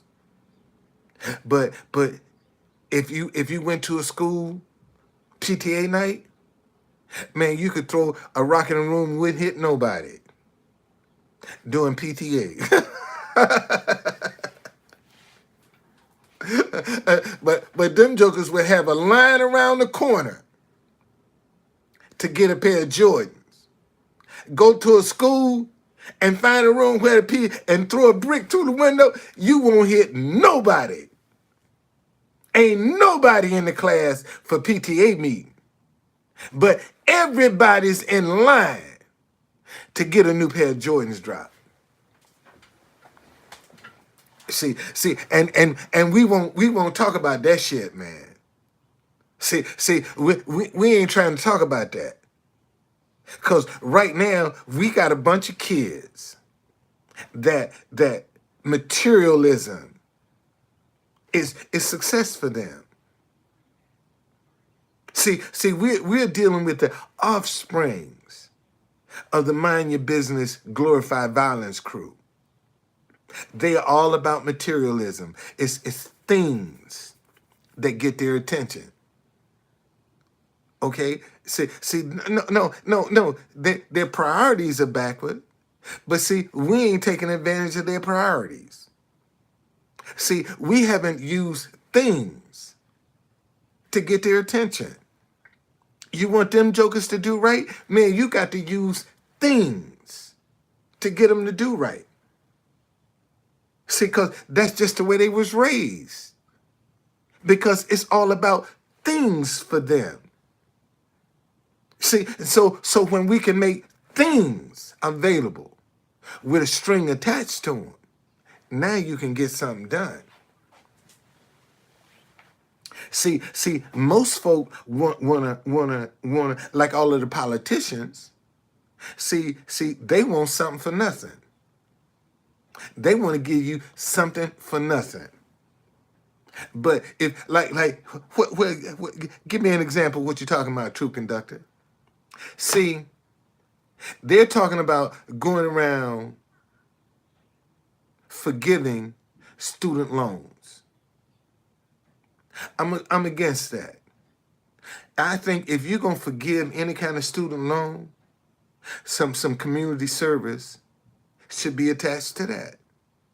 Man, they shouldn't be able to get this money free and not do nothing. And this is the problem. See, man, let's attach some community service to some of this forgiveness that we getting. And that'll make up for some of the city services that we might not have the finances to pay for. But because we're forgiving you the student loan for you, man, you should for whatever amount. See, there should be a certain amount of certain number of hours of community service attached to every $1,000 of student loan forgiven. See, for every 1,000 forgiven, you should have X number of community service hours that you got to fulfill. And if you don't want to fulfill them hours, your ass is going to be on the hook for that money plus interest. See, if you want to bullshit around and play with it, see, and think you're going to get this forgiven and skirt your community service hours, your ass is going to have to not only pay that money, but you paying interest too, goddammit. You're going to pay that money back. Plus interest. On top of what you already owe. So don't play with me. That's how I see it. Cause this something for nothing attitude, that's what's got us in trouble now. See, let me explain something to y'all. Slavery was designed to be permanent through the status of the mother. If the mother was enslaved, everything she birthed was enslaved, even if she was raped, was a slave. Well, what's predicated on the status of the mother now? Welfare.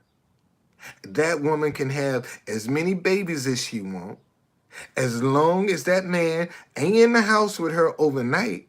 Uncle Sam say, black man, I'm gonna give him welfare because you ain't in the house overnight. And now you got generation on top of generation with the mindset of getting something for nothing. Slavery. That's all that is. Slavery.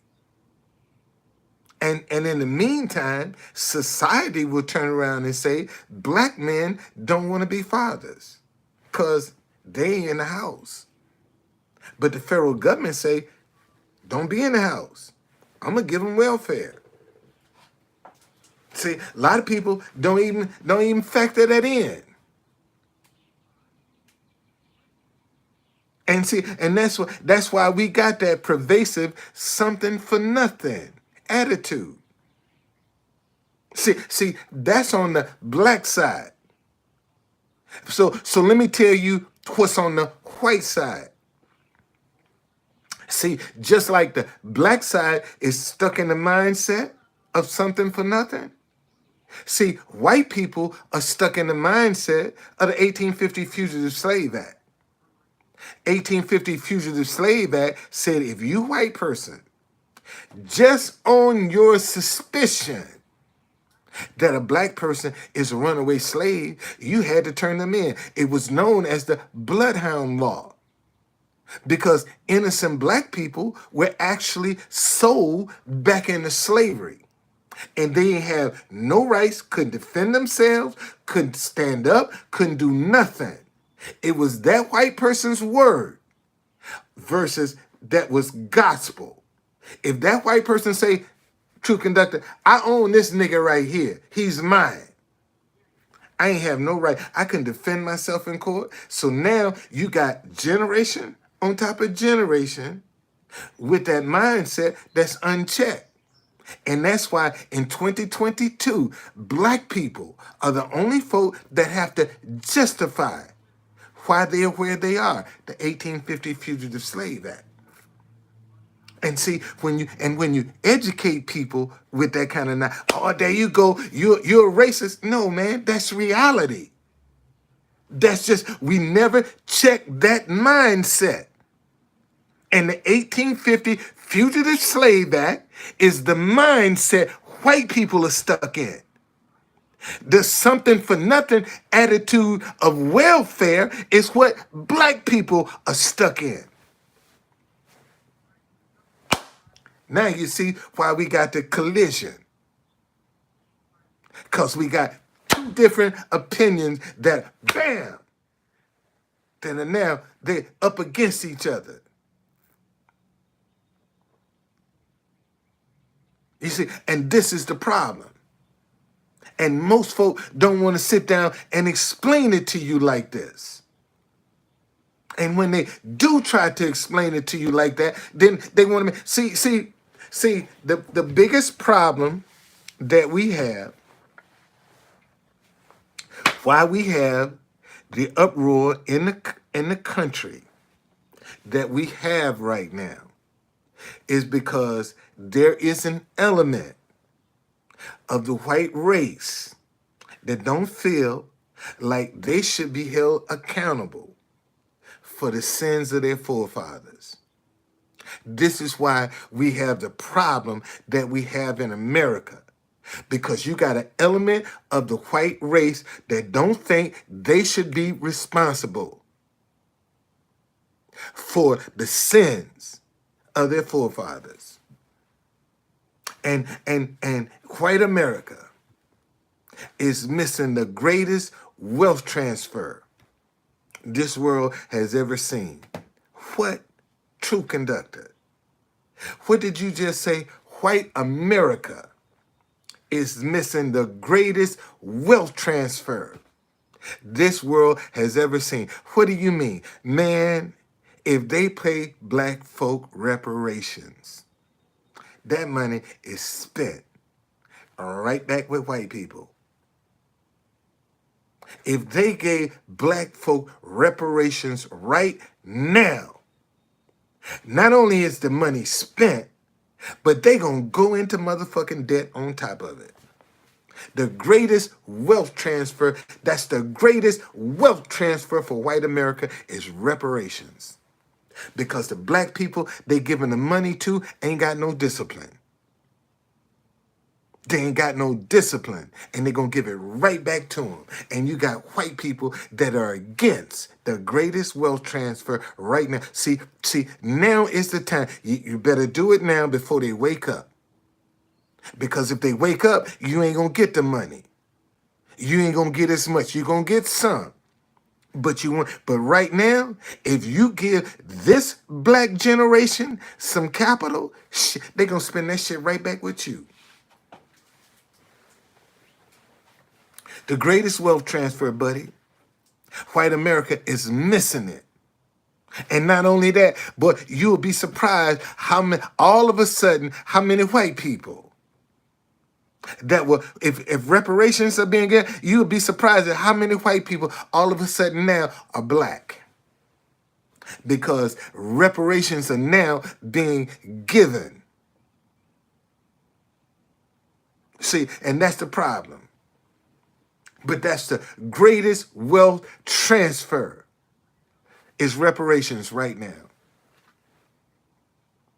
And that's the one thing that white America don't want to give up. It's reparations. To a bunch of, a generation of black people that have no concept of saving, investing.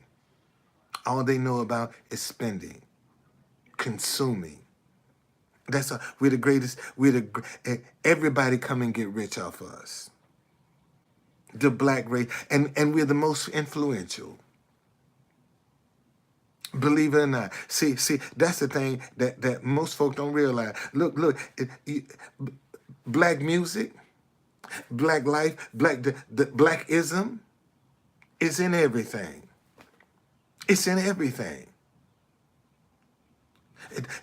If a white person want to be successful, man, let them be able to cross over into the black realm. They mega stars. They mega stars. If their music can cross over, they're mega stars. When their music can cross over. And look how we divided, man. See, this is what I'm talking about. But I can talk all day long, y'all. I ain't gonna hold you. I've been on here. Shit, I'm going on 2 hours. it seemed like we do because see our status. See what white America doesn't realize is this. See, for a black person to be able to show any status, they got to be able to wear the Gucci's, the Louis Vuittons, the Chanel's. You know, they got to, those are the designers that they have to be able to showcase to show that they're successful, to show that they have arrived. And if you notice, whenever a black celebrity comes on the scene, man, it's the designers that they have to showcase and then make us consumers. So when you see that you got to have all these designer eyeglasses and all this other stuff, now you can understand why there's a market for smash and grab. Because the people that's going in there, they selling that shit hot. So somebody can look like they have arrived. They can afford these glasses. They can afford this bag. What's this bag that starts with a B? Birkham or whatever it is. I mean, think about that. That you got to, in order for you got to be able to spend 12, 15, 20, $30,000. It might cost more than that for one of these bags just to show that you have arrived. That you have wealth. But in the meantime, you're a prisoner. You can't go out in the community. See, you got to have security. Why if you got money, you got to have security? If you blessing everybody around you, why you need to have security? If you being a blessing, if you got money and you blessing everybody around you, why you need security? Because if somebody come up and start, somebody in the street gonna take, man, leave that man alone. Leave him alone. See, this is what I'm trying to show y'all. This how you can use your wealth to your advantage. You ain't got to put up you don't need no security, man. All you got to do is tip people. And they ain't gonna let nobody, if you are known for tipping wherever you go, ain't nobody gonna mess with you. Because the people around you now know, man, you tip. And they ain't gonna let nobody mess with their money. See, that's what folk don't realize. When you are a generous tipper, you ain't got to worry about nobody messing with you, because folk ain't gonna let nobody mess with their money, especially, and if you frequent the place, you know damn well ain't nobody gonna mess with you. But you don't have a lot of rich people even think like that. See, they get the money, man, all they want the money is for themselves. What you gonna do with all that money? Man, you can't bless nobody. You can't be a blessing to nobody with your money. Everybody ain't out for some. There's some folk, man, that see, unfortunately, you have a lot of people that think that folk that are getting blessed are trying to get something for nothing. No, man. They ain't trying to get something for nothing. We got to start paying it forward ourselves. And maybe I might pay it forward to one person. And you ain't gonna be 100% right. Let me say that. Listen to me, y'all. When you out here helping people, you're gonna make some mistakes. Your goal is to limit the mistakes you make with who you helping. You're gonna make some mistakes, man. Somebody gonna come with a sob story that's gonna be all too real, and you ain't gonna feel like fighting, and you're gonna like, okay, all right, here, go ahead. So somebody gonna get you. So you just got to limit how many times you get gotten, because somebody gonna get you. Okay, that's just their nature, man. Some, and you bless that, and you don't see. When you do a good deed, and somebody take advantage of your good deed, that it don't come back to you. You did the good deed. That's what's gonna come back to you. Them taking advantage of it, that's coming back to them. Yeah, even the best get tricked, man. And sometimes you just bless that, man, bless it, and keep it moving, and don't worry about it. A lot of times, you know, you think you done lost some money. Man, listen to me. Back during the pandemic, we were in the middle of the pandemic. I'm talking about that March, April, and May when the world was shut down. I went to a Home Depot in Prince George's County to buy something. I had a shirt on, and I had my wallet in my shirt. I had over $400 in my wallet. Went in the store, bought something, thought I put my wallet in my pocket, and dropped it, and drove off. When I realized my wallet was missing, I ran back to Home Depot. I said, man, I lost my wallet. Did I leave it at the counter? They said, no. Man said, let me go back and look at the film. He go back and look at the film. He said, sir, you walked out the store. When you were walking out the store, you were putting the wallet in your pocket. So you must have dropped it. So now I got to go to the bank, cancel all my cards and all this stuff. So I'm doing that, and the Spirit of God say, go to Lost and Found. Go ask if there's a lost and found. I get on the line. I said, young man, I said, you have a lost and found? He said, sir, I don't know. This is my first day. I have no idea. See, now, I could have took that response and said, oh, the hell with it, and walked away. But I went inside the customer service, and I asked the lady, I said, miss, do you all have a lost and found? She said, yes, we do. I said, I lost my wallet this morning. She said, yes, you did. What's your name?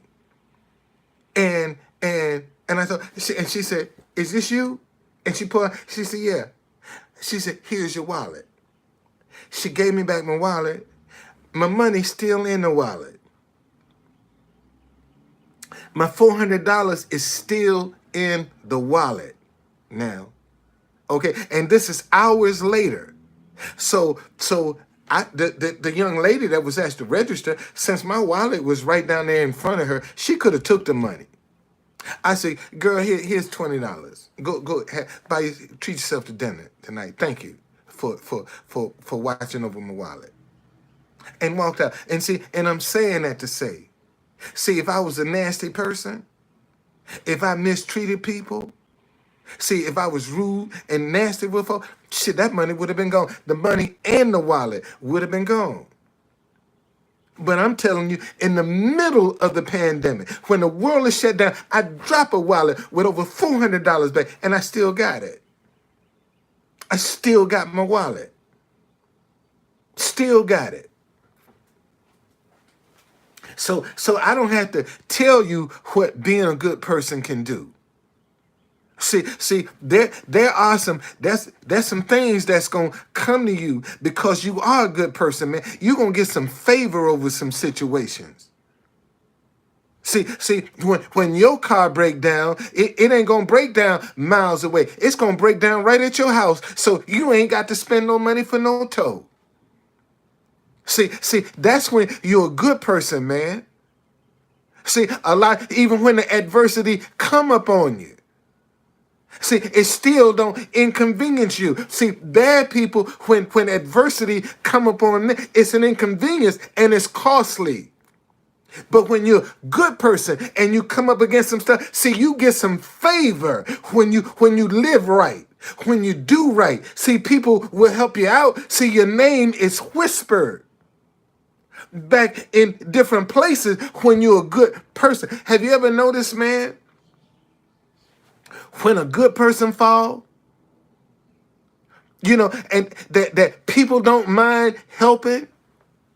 Have you ever noticed how people don't mind helping somebody that's good? See, that's got a good reputation. Have you noticed, man, when they come on hard times and people say, man, let's rally behind this person because this was a good person. Have you noticed how people come out the woodworks to help somebody that's good? But oh shit, be a Kevin Samuels. They'll laugh at your ass when you die.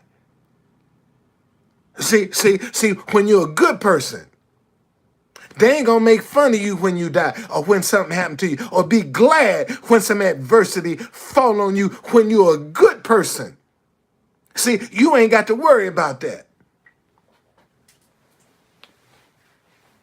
See, ain't nobody gonna tarnish your name when you're a good person.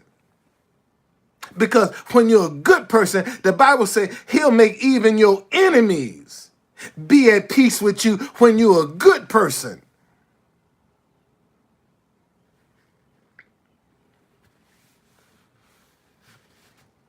See, you don't have those advantages when you're wicked and evil. God ain't gonna give you that luxury. When you out here mistreating people, lying to people, cheating people, deceiving people, being vindictive with people, and you looking for God to give you some favor. You looking for God to answer some of your prayers. Man, get the fuck up out of here. You wasting your time. That's what you doing. It's just that serious, man. And folk think this is a game. People actually, folk are going to hell, man. People are going to hell. And y'all act like it's a game. It ain't serious. And they going to hell. So even though, you have those that say doing it the right way don't work, man, they done lied to you. There's some advantages to doing it the right way. You're gonna get some favor, man.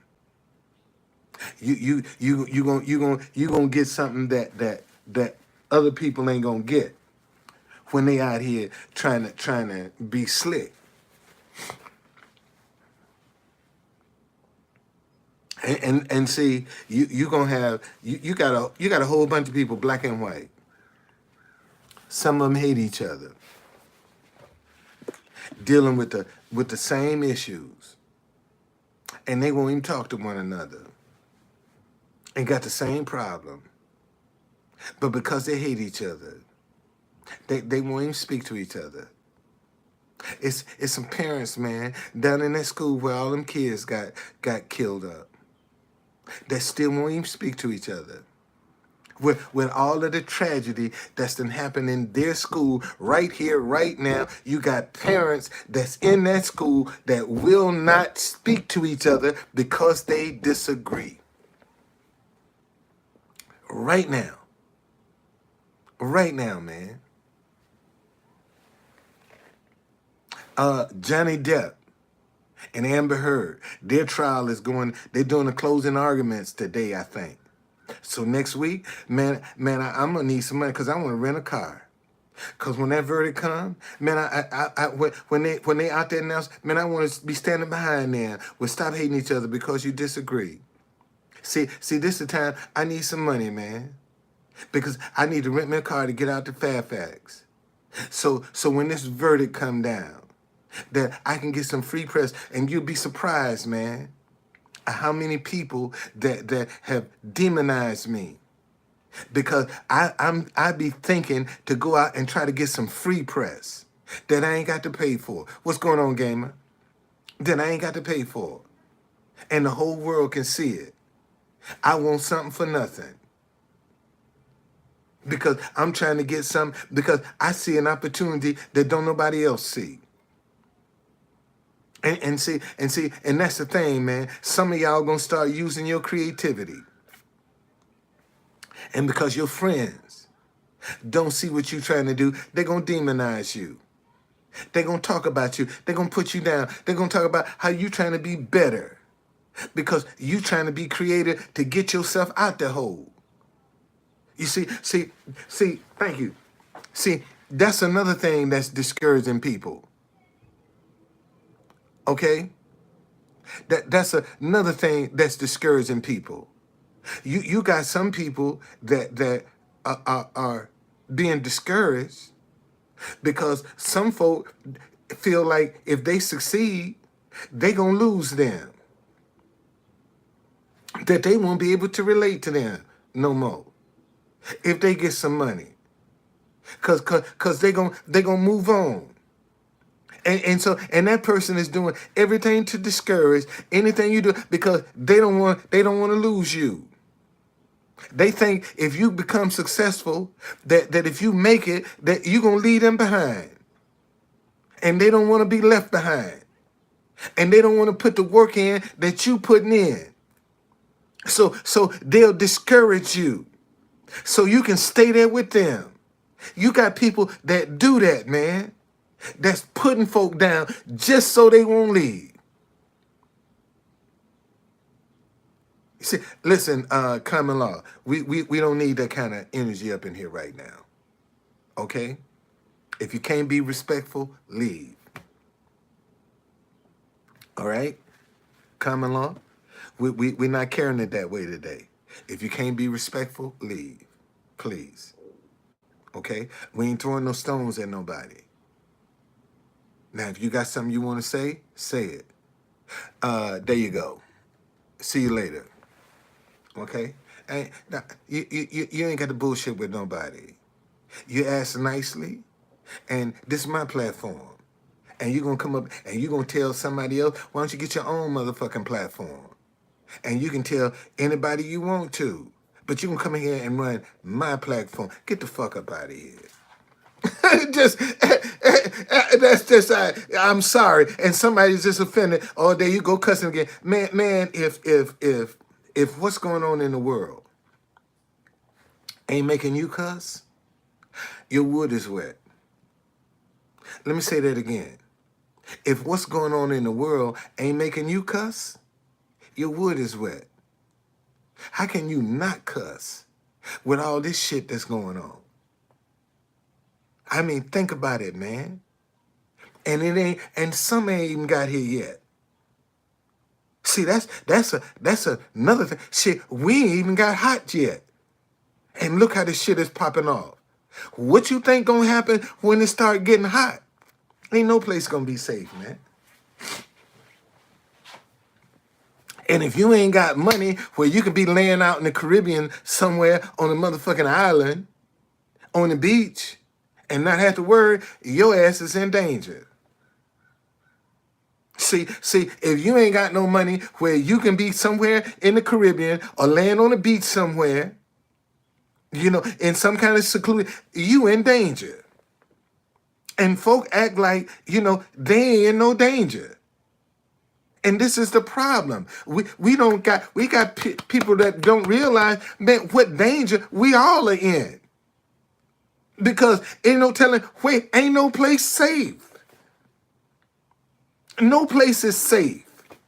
Not even church is safe. Who would ever thought, man, that you couldn't even go to church without worrying being shot up and killed? You can't even go worship God. That it's violence in the church now. Damn, and you think that ain't screwed up? You think that ain't messing people up? You think that ain't affecting people? Come on, man. It's just hardening us against each other. That's what all of this madness is doing. It's hardening us against each other.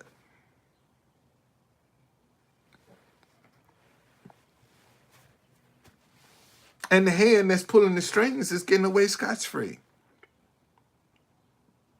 That's the sad part. Hey, look here, man. Man, thank y'all. Thank y'all for listening. I hope somebody got something out of this today. I hope somebody, because, man, we got a lot of hurting people. It's a lot of people hurting now, man. For a lot of different reasons. You got people dealing with health issues. You got people dealing with financial issues. You got people dealing with family issues. You got people dealing with employment issues. You see, all of this, man, and they still got to come out and function and be productive. Yet they got all this pressure on them. And in some cases, a lot of people don't even want to talk about the pressure that they under because they don't want to be embarrassed or shamed because they got this image that they got it all going on and their life is really in turmoil. And because people think they got it so together, they just can't let folk down, man, to let them know, man, I'm addicted. I got this addiction I'm dealing with. I know I look like I got it together, but I got this addiction I'm dealing with. And it's getting the best of me right now. See, you got some folk that are walking, they're professionals at walking around with an addiction and you ain't even aware that they got it. Look at the people walking around. I'm talking about professionals, man. In prominent jobs that's walking around with damn sexual addictions. And they make decisions that affect people's lives every day, and they got an addiction. And you walk around like they're supposed to be perfect. And this is what I'm trying to tell people, man. I don't care who you are. We all experience the same thing, man. All of us go through the same thing. We all got problems. I don't care how much money you got. Everybody got some kind of issue they dealing with. Something they dealing with, man. Or issues they're dealing with. Everybody got something they dealing with, man. And we walking around acting like people don't have no problems whatsoever. Everybody got something they dealing with. And some folk can cope better than others. God diggity dog. Man, some people can cope better than others. The ones that can't cope are the ones cracking. Those are the ones snapping. See, them are the ones that's going out hurting innocent people, man.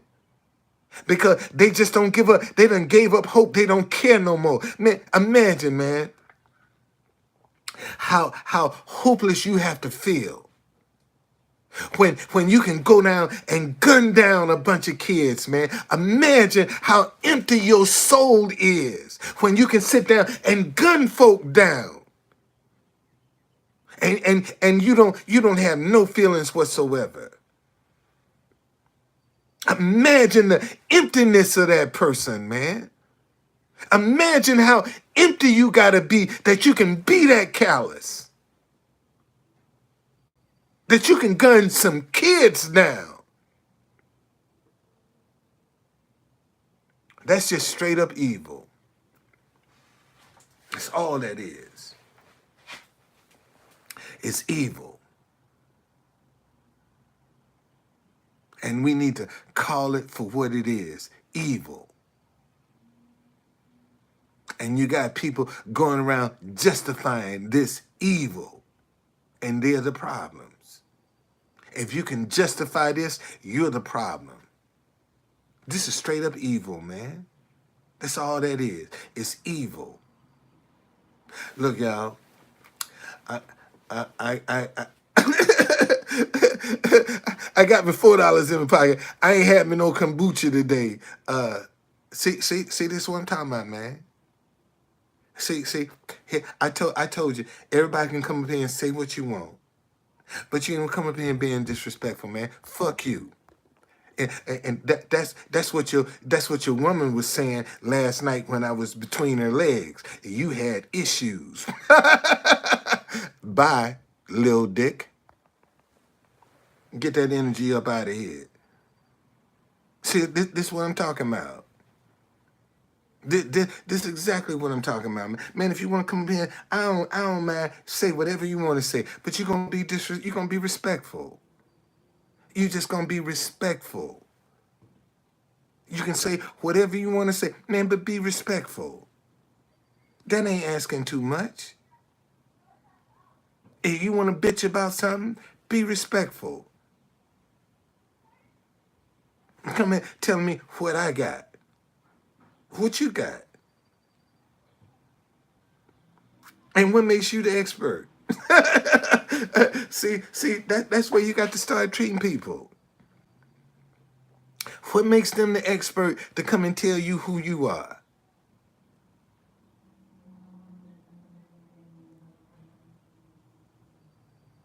I mean, think about that for a minute. And you got so many people right now that are just flat out afraid to make a commitment, to taking a stand, to even teaching people how to treat them. They would rather go along to get along than rock the boat. And this is the problem that we have in a lot of families right now. People are going along to get along because they don't want to rock the boat. And they're unhappy. They're terrible, they're miserable. But they just don't want to rock the boat. And you're doing more hurt and harm to yourself by constantly exposing yourself to an environment that you don't want to be in. See, you have a lot of people that are afraid to remove themselves from an environment because they ain't got no safety net. They don't believe in themselves. They don't think they have the skill to be out here and survive. See, so they'll put up with the abuse. There are women right now, man, that's suffering all kind of sexual abuse just to survive, just to have a roof over their head, just to have a place to stay. They got to be subjected to all kinds of sexual abuse. You have young ladies that are experiencing the same thing, man. Look how many of our young women that are being subjected by some old heads, this sexual abuse. And now they got to grow up with all these isms and malfunctions and misconceptions and anger and hurt and guilt.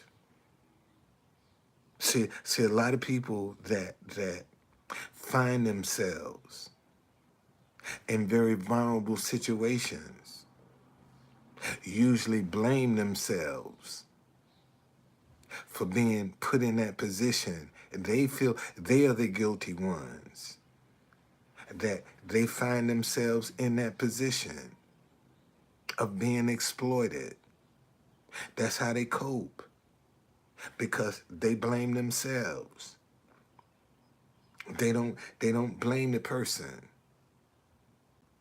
And see, this is a silent moment. That's a reality. In the black, white, Asian, Hispanic, all of them. You got people, see, this is what I'm trying to tell y'all, man. You got folk that will cold-hearted take advantage of folk when they're in a vulnerable position. That's why when you're in that position, man, when you find yourself vulnerable, you can't panic, man. You can't take it personal. See, a lot of people take adversity personal, like it's an attack on them. No, man, that's the process you're going to have to go through in the path that you're on. If you were on a different path, it would be a different process. All processes are not the same. It's just that this is the process, this is the path you on, this is the process you're gonna have to go through to get where you're going. You see, that's what you gonna have to go through. It ain't personal. Anybody, and if they take you out of the picture and put somebody else in your same place, they gonna have to go through the same process that you going through. And unfortunately, most folk take adversity personal, like it's an attack against them, and it ain't. It's not an attack against you. It's the process, it's the path you on. It's just the process you got to go through to get where you're going. That's all that is, man. That's just a process. Because adversity guards the door to success. Adversity guards the door to success. Man, you're going to get to close to the door of success, but your life going to get turned upside down. And a lot of people blame the devil. And they be close to the door of success. Because their life is turned upside down. And they blaming the devil. Man, let me get out of here. I got $4. I'm going to get me a kombucha. I ain't had me no kombucha today. I got $4 in my pocket. I'm going to get me a kombucha, buddy. Oh man, in fact, I might have enough to get me two. I might have enough to get me two. God damn. That's what I'm gonna do, because I'll be fasting tomorrow, so I won't need it. I drank one today and one tonight. That's what you got to do, man. You can't be embarrassed. And see, when you're going through some stuff, nobody should be able to look at you and know you having a hard time. Let me say that again. See, this is the biggest mistake folk make. When they going through something, man, they slack off their appearance. See, that when you're going through something, man, that's when you need to up your game. That's when you need to look your best. When you're going through something. Because see, when somebody sees some blood in the water and they know you having some challenges, see, that's when they exploit you. Oh, he needs some money. True conductor, what's going on, man? You need to pay your phone bill? You need to pay your light bill? How much you need? Oh man, don't worry about it. You good. I got you, man. You good. Yeah, I can help you out. You good. And get down the road. Hey, true conductor. Man, remember when I helped you with that bill? You straight yet, man? But I thought I was good. Oh, you didn't think I was giving you the money? No, man, I can't give you that. You my man, but no, I need that money back. I gotta have that money back. I thought you understood. I thought when you told me I was good, that you didn't mind helping me. No, man, I need that back. I need that back. And actually, I'm kind of in a jam myself. Can you do something now? And see, that's how they gonna do you. Cause once people can get you indebted to them, that's the whole problem of manipulation, is to get you indebted to them for some kindness that they was doing out of their head and not their heart. What did you just say? See, you got people that's gonna do kindness for you out of their head and not their heart. There's a difference. What's the difference, true conductor? When I do some kindness with you out of my head, that shit's plotted out. It's planned. I want something back. See, I have an ulterior motive. When I do some good out of my head, okay, it's always a string attached with that. See, when I do it out of my head, I'm looking for something in return. But when I do it out of my heart, I recognize that moment when I walk up on it. See, it ain't something I got to think about. See, I see that given moment when I walk up on it, and I act accordingly. And when I respond, and see, I ain't looking for this back. Because God said, man, God laid me on my heart to do this for you. God tell a lot of people to help me, but they just don't listen. God has told a lot of people, man, help that brother. And they done missed a blessing. Think about this for 1 minute. Here I am fighting to put a positive message out and struggle. So if people were helping me put a positive message out, don't you think they would be blessed too? If I'm putting out positive and they're supporting positive, what's going to come back to them? Positive. See, people don't recognize that and they don't see that. They want to go and put something into negative and get a positive return. No, it don't work that way. If you're going to put something into it positive, you're going to get a positive return. Ain't no way you're going to put something in positive and get a negative return. Okay? Because the seed you sow, so shall you reap. That's just the word of God. And a lot, and if you think I'm lying,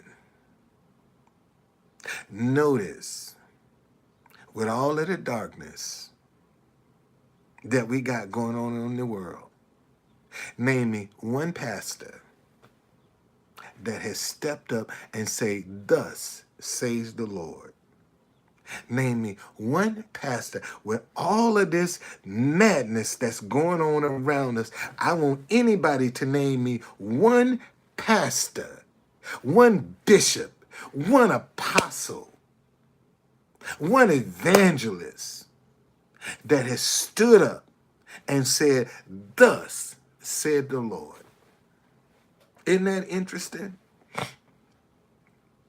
In all of this darkness that we have, we don't have any pastors. Here's somebody talking about, I know a few in Baltimore. Man, Baltimore is damn near second to Chicago with killing each other. So what the fuck is going on over in Baltimore? Don't I'm in DC, so don't talk about Baltimore. You see how I say Baltimore? So that ought to tell you, no, man, come on, get real. Get real. Ain't nothing up in Baltimore that's doing anything worthwhile. Let me say that again. Ain't nothing up in Baltimore doing anything worthwhile, because if it was, the city wouldn't be out of control the way it is. And look at all of these black churches we got in the black community, but look at the violence that we have in the black community. How come the black church ain't addressing the black violence, the black on black crime in the black community? Good question, true conductor. See, we can start right there. See, you want to talk about Black Lives Matter? Why ain't the black church addressing the violence in the black community? I can tell you why. Because they don't know what to do. They don't have an answer for that. That's too much work. They ain't trying to work that hard. All they want is your tithes and offerings. And got you believing everything gonna work out pie in the sky. And this is the problem. If we could get the body of Christ together, maybe we can turn the world around. But look at the silence from the body of Christ, man. The body of Christ ain't even trying to put nothing out positive. They won't even support nothing positive. So if the body of Christ ain't supporting nothing positive, how do you expect the world to support something positive? When Christians won't even support nothing positive. Isn't that a sad thing? Black or white churches haven't stepped up. No church, black or white, Asian, Hispanic, none of them are stepping up. None of them. But they want your tithes and offering, though. But they won't come up in here and have no candid conversations like this. But they want your tithes and offering. See, and we still got the crisis. And a lot of these churches are in the community. And yet the community is out of control. Well, what are you doing? What is the black church doing? You got the headquarters for the Nation of Islam is in Chicago. You mean tell me Nation of Islam can't go in there and stop that violence? They done fell a long way. Man, I remember back in the day, if anybody could walk in any community, I don't care where it was the Nation of Islam. They can go off in some of the most violent communities that we have in the city and get respect. You don't even see them out. You don't even see them.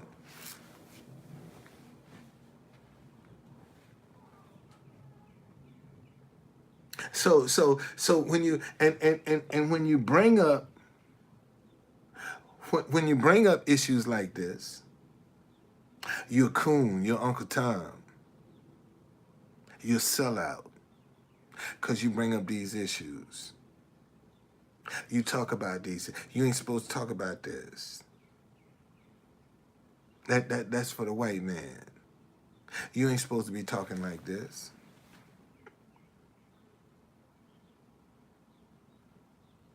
And I can divide you right now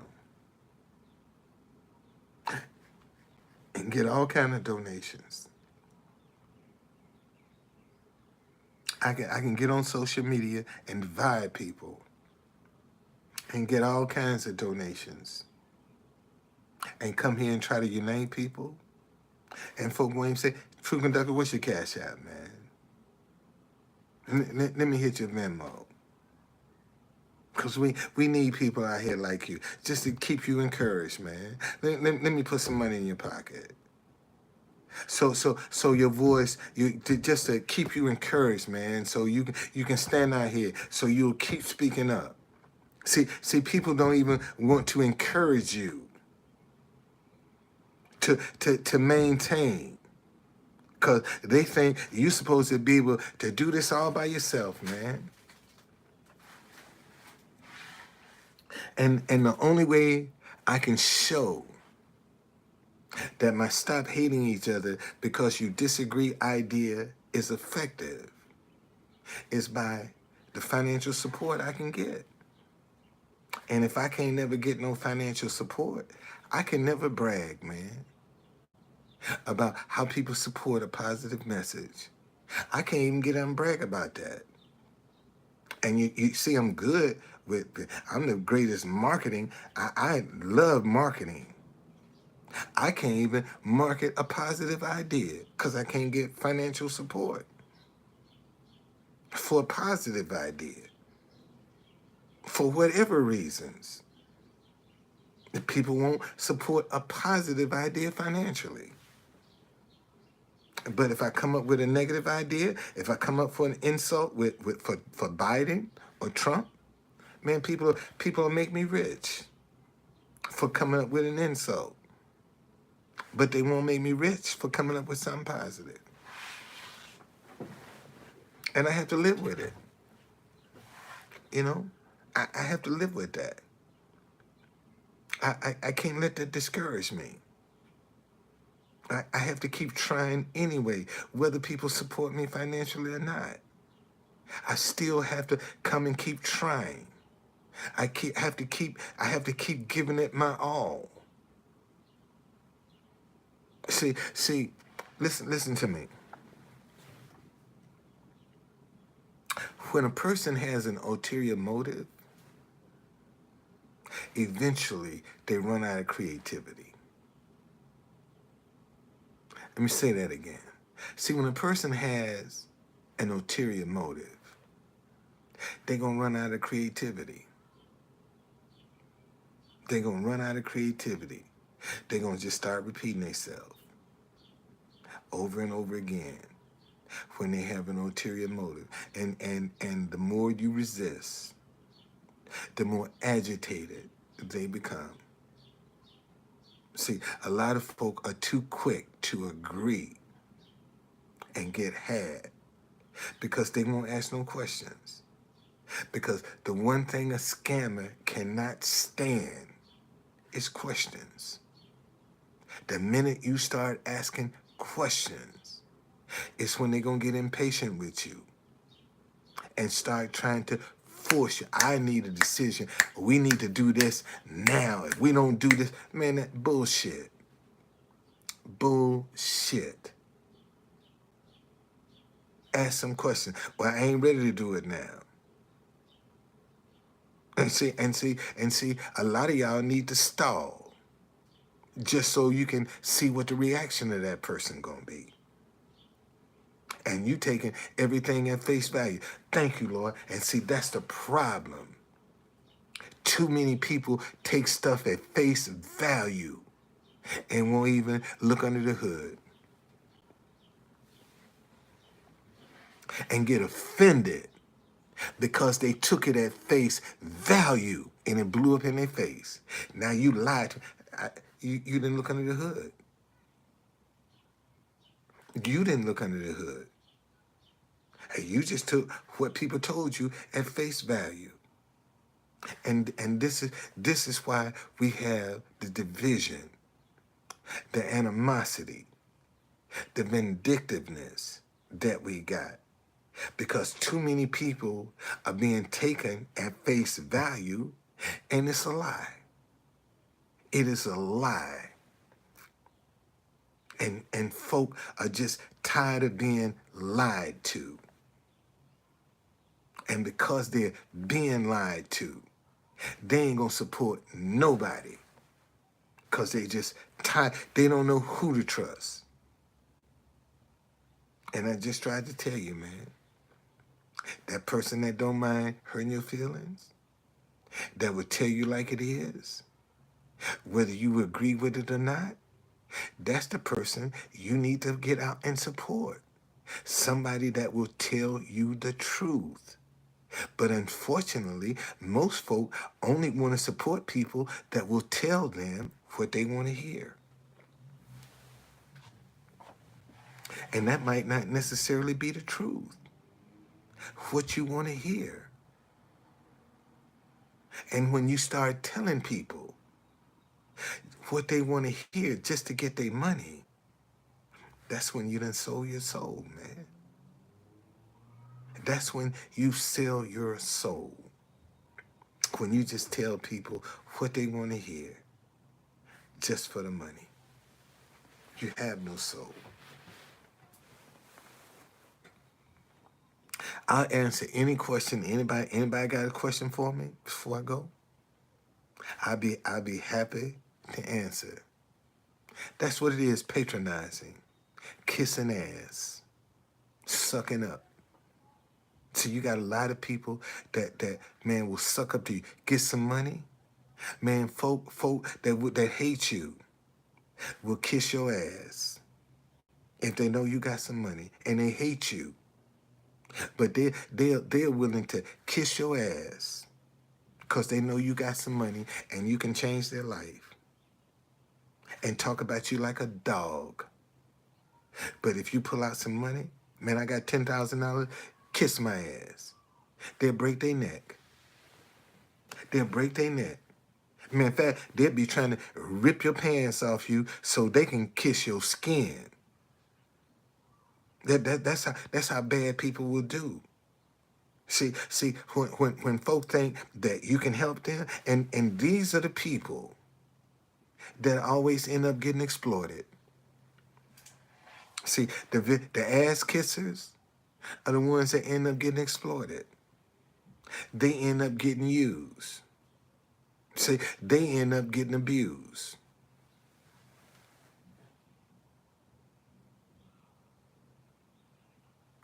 That was for Black History. That was a Black History celebration that they do. But normally they have a drum circle every Sunday up in Malcolm X Park, which is at on 16th Street. That's usually where they have a drum circle. Well, before the pandemic, I don't know what it's like after the pandemic, but before the pandemic, man, every Sunday, man, you go up to Malcolm X Park, Meridian Hill Park. You know that's what it's known as, Meridian Hill Park or Malcolm X Park. Every Sunday, man, they have a drum circle up there. Yes, they do. And them brothers be balling too, man. I mean, you ain't seen nothing. The drummers, the dancers, they just be up celebrating, vendors, everything, man. You know, just and seeing these are the kind of things that we need to get back to, man. You know, just blocks. Different blocks in cities need to just shut the block down, man. 2, 3, 4 blocks at a time, and everybody just come out and just hang out in the street on a block. That's what we should have, a national block party day where people block the streets off, man. And just come out the house, man, and folk have a potluck dinner.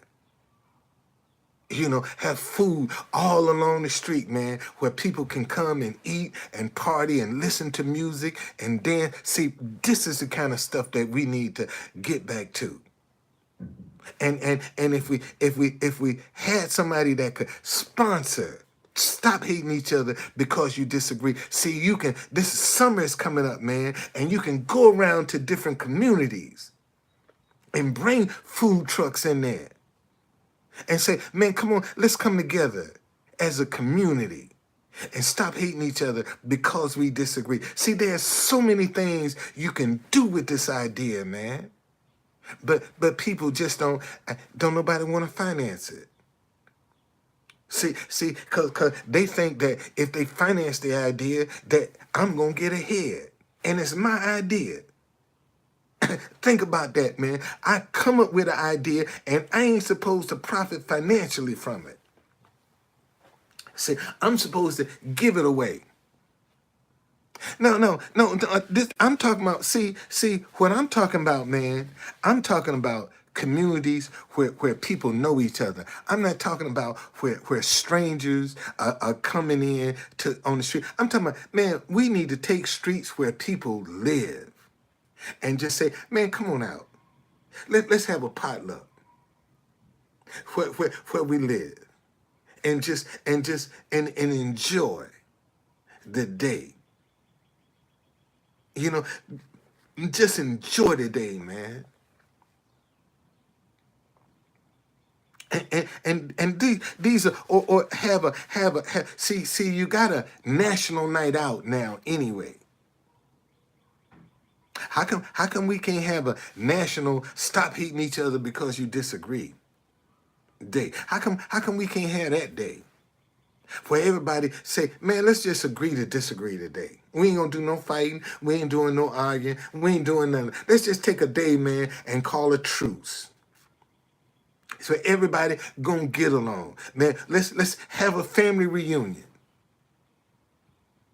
And if we gonna change the world, that's where we're gonna have to start, with the family. Man, we got to get the families back together. I know mine is fucked up. Metro destroyed my family. When they stole my job, man, they what I think about gun control. I think we're going to have to put up some different standards and some different measures for people to be able to own a gun. I don't think you should be denied that opportunity. But I think you can be disqualified. And see, and we got to start looking at things people are doing that can disqualify them mentally from having a firearm. Man, if you've been addicted to some medicine, if you on heavy medication, if you suffer from depression and anxiety and all these other mental situations, you should not be able to go and purchase a firearm. And this is what it's gonna come down to, man. We got too many people that are mentally unstable, that are given the same right to go and killing up a bunch of people because that's their man. Fuck you and your right. Just cause you got that right and you ain't mentally stable, fuck you. You ain't get no gun. And this is where we're gonna have to stand. And most folks don't want to see, we don't want to put our foot down, man. And with this gun control, man, we're going to have to put our foot down and say, this is where the line is. And if you cross the line, you can't get one. You're disqualified. It's just that simple, man. We need to put up some disqualifications to own a firearm. And when you do that, you cut out all the bullshit. That's all we need, man. It's some disqualifications. That's all we need. It's what can disqualify. If you do something, motherfucker, and you get disqualified, that's your fault. That ain't my fault. I ain't took nothing from you. You disqualified yourself. And that's what we need to let people disqualify themselves. You ain't got to take their right. Just set up a qualification. If they don't meet the qualification, they disqualified. You can't apply. And it ain't my problem that you disqualified. You disqualified yourself. I didn't. And that's what we need to do. Set up some qualifications, man. And make them universal for the whole country.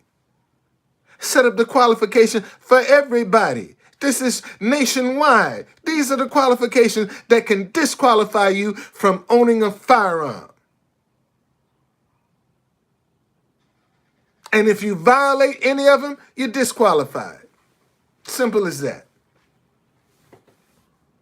Now, you want to come back 3 years later and we can revisit? We'll revisit it 3 years later. But right now, you're disqualified. And this is how we need to approach this, man. That's a real see because listen to me. Drugs and guns only become dangerous when these start handling them. Okay? Drugs and guns only become dangerous in these. I can feel the Empire State Building from the basement to the top, where all the dope and guns you can find in the world. And as long as nobody don't touch it, it ain't harmful. The Empire State Building can be filled with drugs and guns. As long as don't nobody touch it, it ain't harmful. See, drugs and guns only become dangerous, man, when these are involved. That's when it becomes dangerous. Other than that, it's harmless. Gun, man, you can put the biggest caliber gun you can find and sit it over in a corner. That motherfucker ain't dangerous until somebody put their hands on it. As long as it's sitting there, it ain't gonna do nothing because it can't operate itself. It can't operate itself. It needs somebody to operate it. Drugs can't sell themselves. They need somebody to sell them. So if they can't do it themselves, then I gotta tell you, that stuff is only dangerous, man, when man's hands or woman's hands touch it. That's when it becomes dangerous. See, and we got to limit the contact to cut out the danger. When we can limit the contact, we done solved the problem.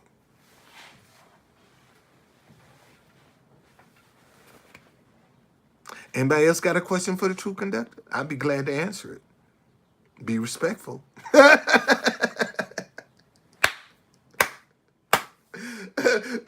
Be respectful, because I will block your ass.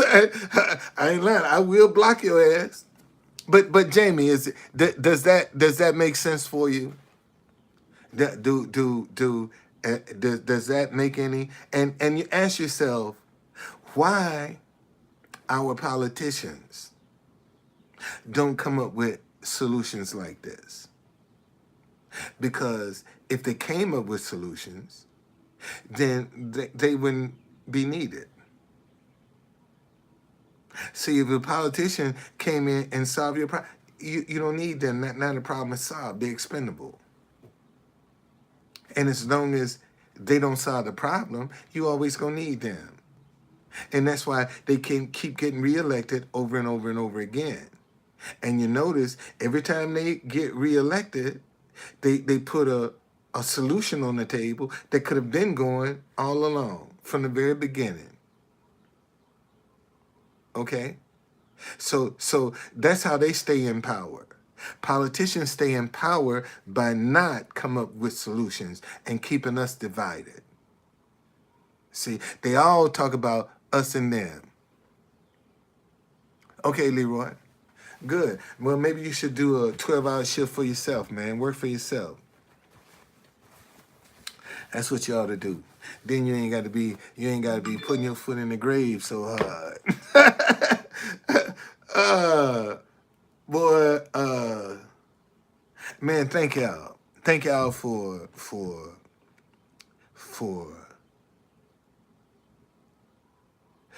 the support I get. I don't know. When you live a life of faith, man, a lot of times you don't know how things are going to work out. You just believe they are. And that's where I am. Thank you, Leroy. That's where I am, man. I'm just believing that everything is going to work out. Everything is going to work out. Once again, see, let's talk about abortions. See, the underlying problem with abortion is fornication. You got a lot of women want to come out here and screw out of both legs. And any mistake that they make, they want to get rid of it. I have a problem with that.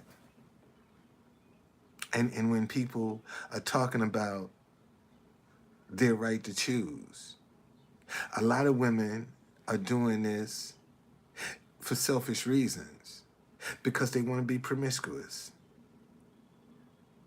That's why a lot of women are having abortions, if the truth be told. It's everybody's fornicating.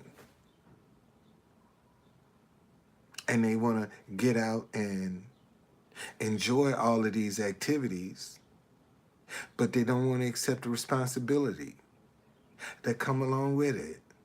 That's the problem I have. You want to, oh God, this is good. See, you want to get that nut, but you don't want to be responsible for what that nut gonna produce. That's not fair.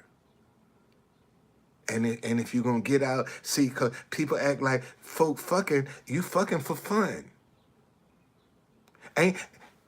How many people you know having sex that they don't enjoy?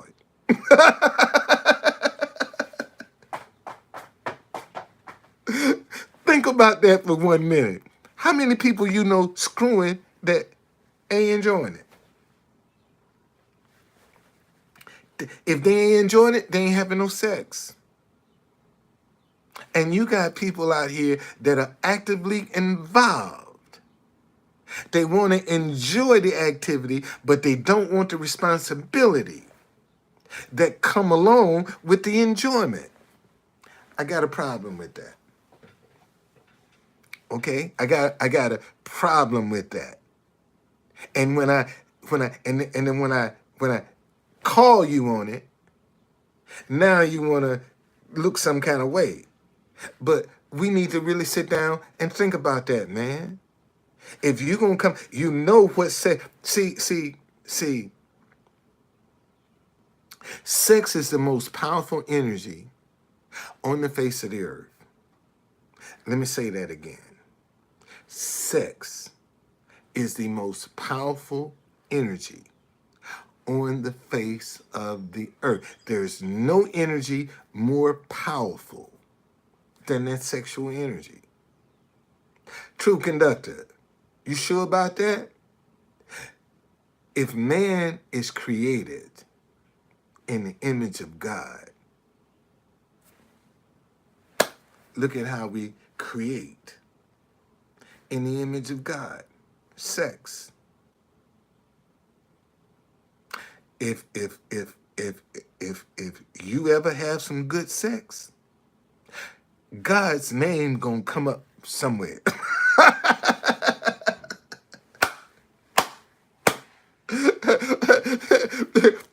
if you ever get some good sex, God's name is gonna come up somewhere in that sex. Ain't that some shit?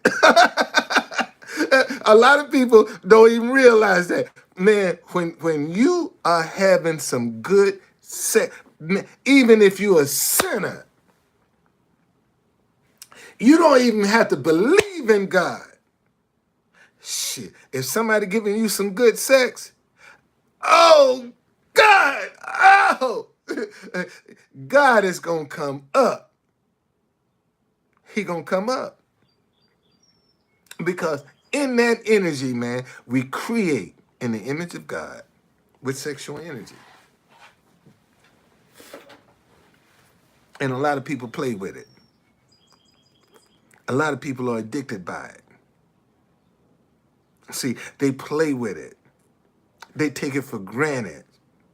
They abuse it, misuse it, and it will turn on you. Oh, yes, it will.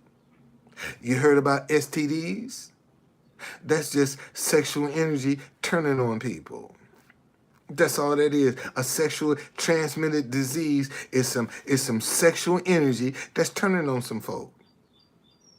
And unfortunately, you got a lot of people out here with an STD that want to infect as many people as they possibly can because they got affected.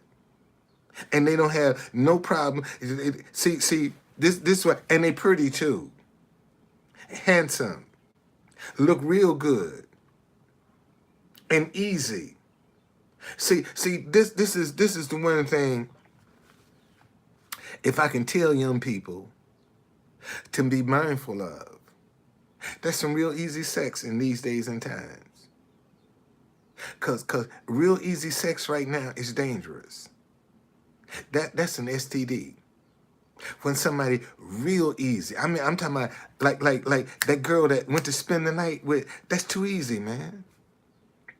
And when you find folk that you ain't got to put up no struggle to get with them, man, that should be a red flag. Wait a minute, this too easy. So that means anybody can come and do this. What I'm doing, they'll do it with anybody. Because they trying to infect as many people as they can. And when you find a person that is that free, they usually ain't clean. Let me say that again. See, when you find a person that's that free and easy with any and everybody, they ain't all hygienically, they not all that clean. They really ain't on top of their hygiene. They really not. And folk don't pay attention to that. See, because all they see, let me show y'all. And see, this is see, there's always, every lie has an element of truth to it. Let me say that again. Every lie has an element of truth to it. That's why you believe it. Because it has an element of truth that you can identify with. And that's what dupes you, that element of truth. Okay? And you got women that's got fake hair, fake lashes, fake eyes, fake breasts, fake butt, fake nails, and want a real man. Everything about them is fake. And they looking for a real man. Think about that. You got fake hair on, all of the makeup, big eyelashes, breasts fake, butt fake, fake nails, fake toenails, but you want a real man, and everything about you is fake. But you looking for a real man. That's unrealistic. All you gonna get is something that's fake, because that's all you are. Because if you got a real man, and when you get home and you start taking all that shit out, then who the fuck are you?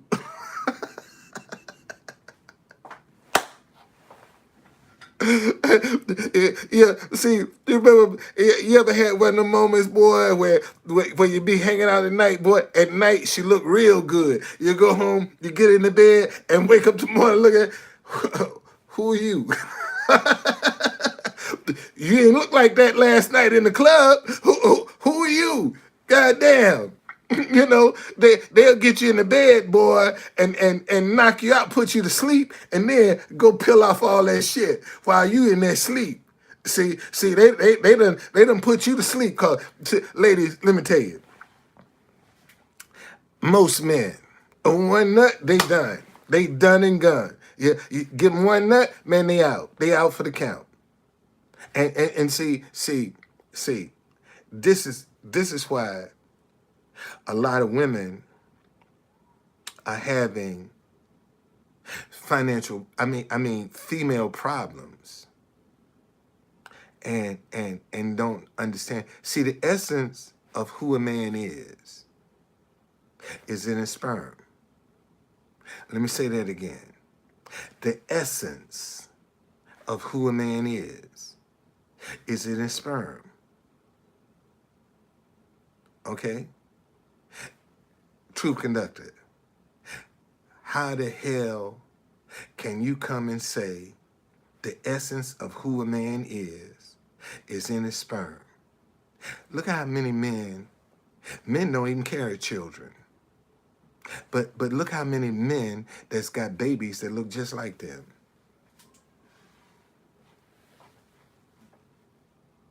You ain't thought about that, have you? The essence of who a man, if a man is a liar, if he's a cheater, if he's a deceiver, guess what's in his sperm? All of that. And when he ejaculating you, ladies, that's what he's dumping off into you. Deception, deceit, anger, bitterness, unforgiveness. That's all in his sperm. And see, men go right to sleep. Once they ejaculate, they go to sleep. Woman, she not only does she have to wear off her energy, but she gonna have to wear off all the energy he done dumped in her too. That's why they be wide awake, man. We knocked out because they got to burn off our energy before they can go to sleep.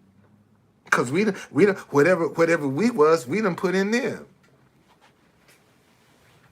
And that's why women be notice, rarely do you see a woman go straight to sleep after sex. It's only the man.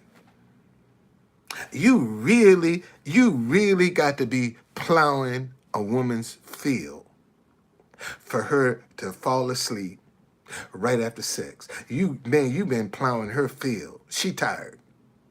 I mean, she just been popping like this. That's how you got her popping like this. And she gonna fall right off to sleep. But shoot, if you notice, right after sex, it's the man that's sound asleep. That woman, she trying to work some shit out. She up cooking and cleaning, doing the bathroom and straightening up the bedroom, and your ass sound asleep. And she up doing something because she trying to work off your energy. You done dumped all your energy in her, and now she got to work that shit out before she can lay down and get some rest. That's how that shit is. If you didn't know, now you do.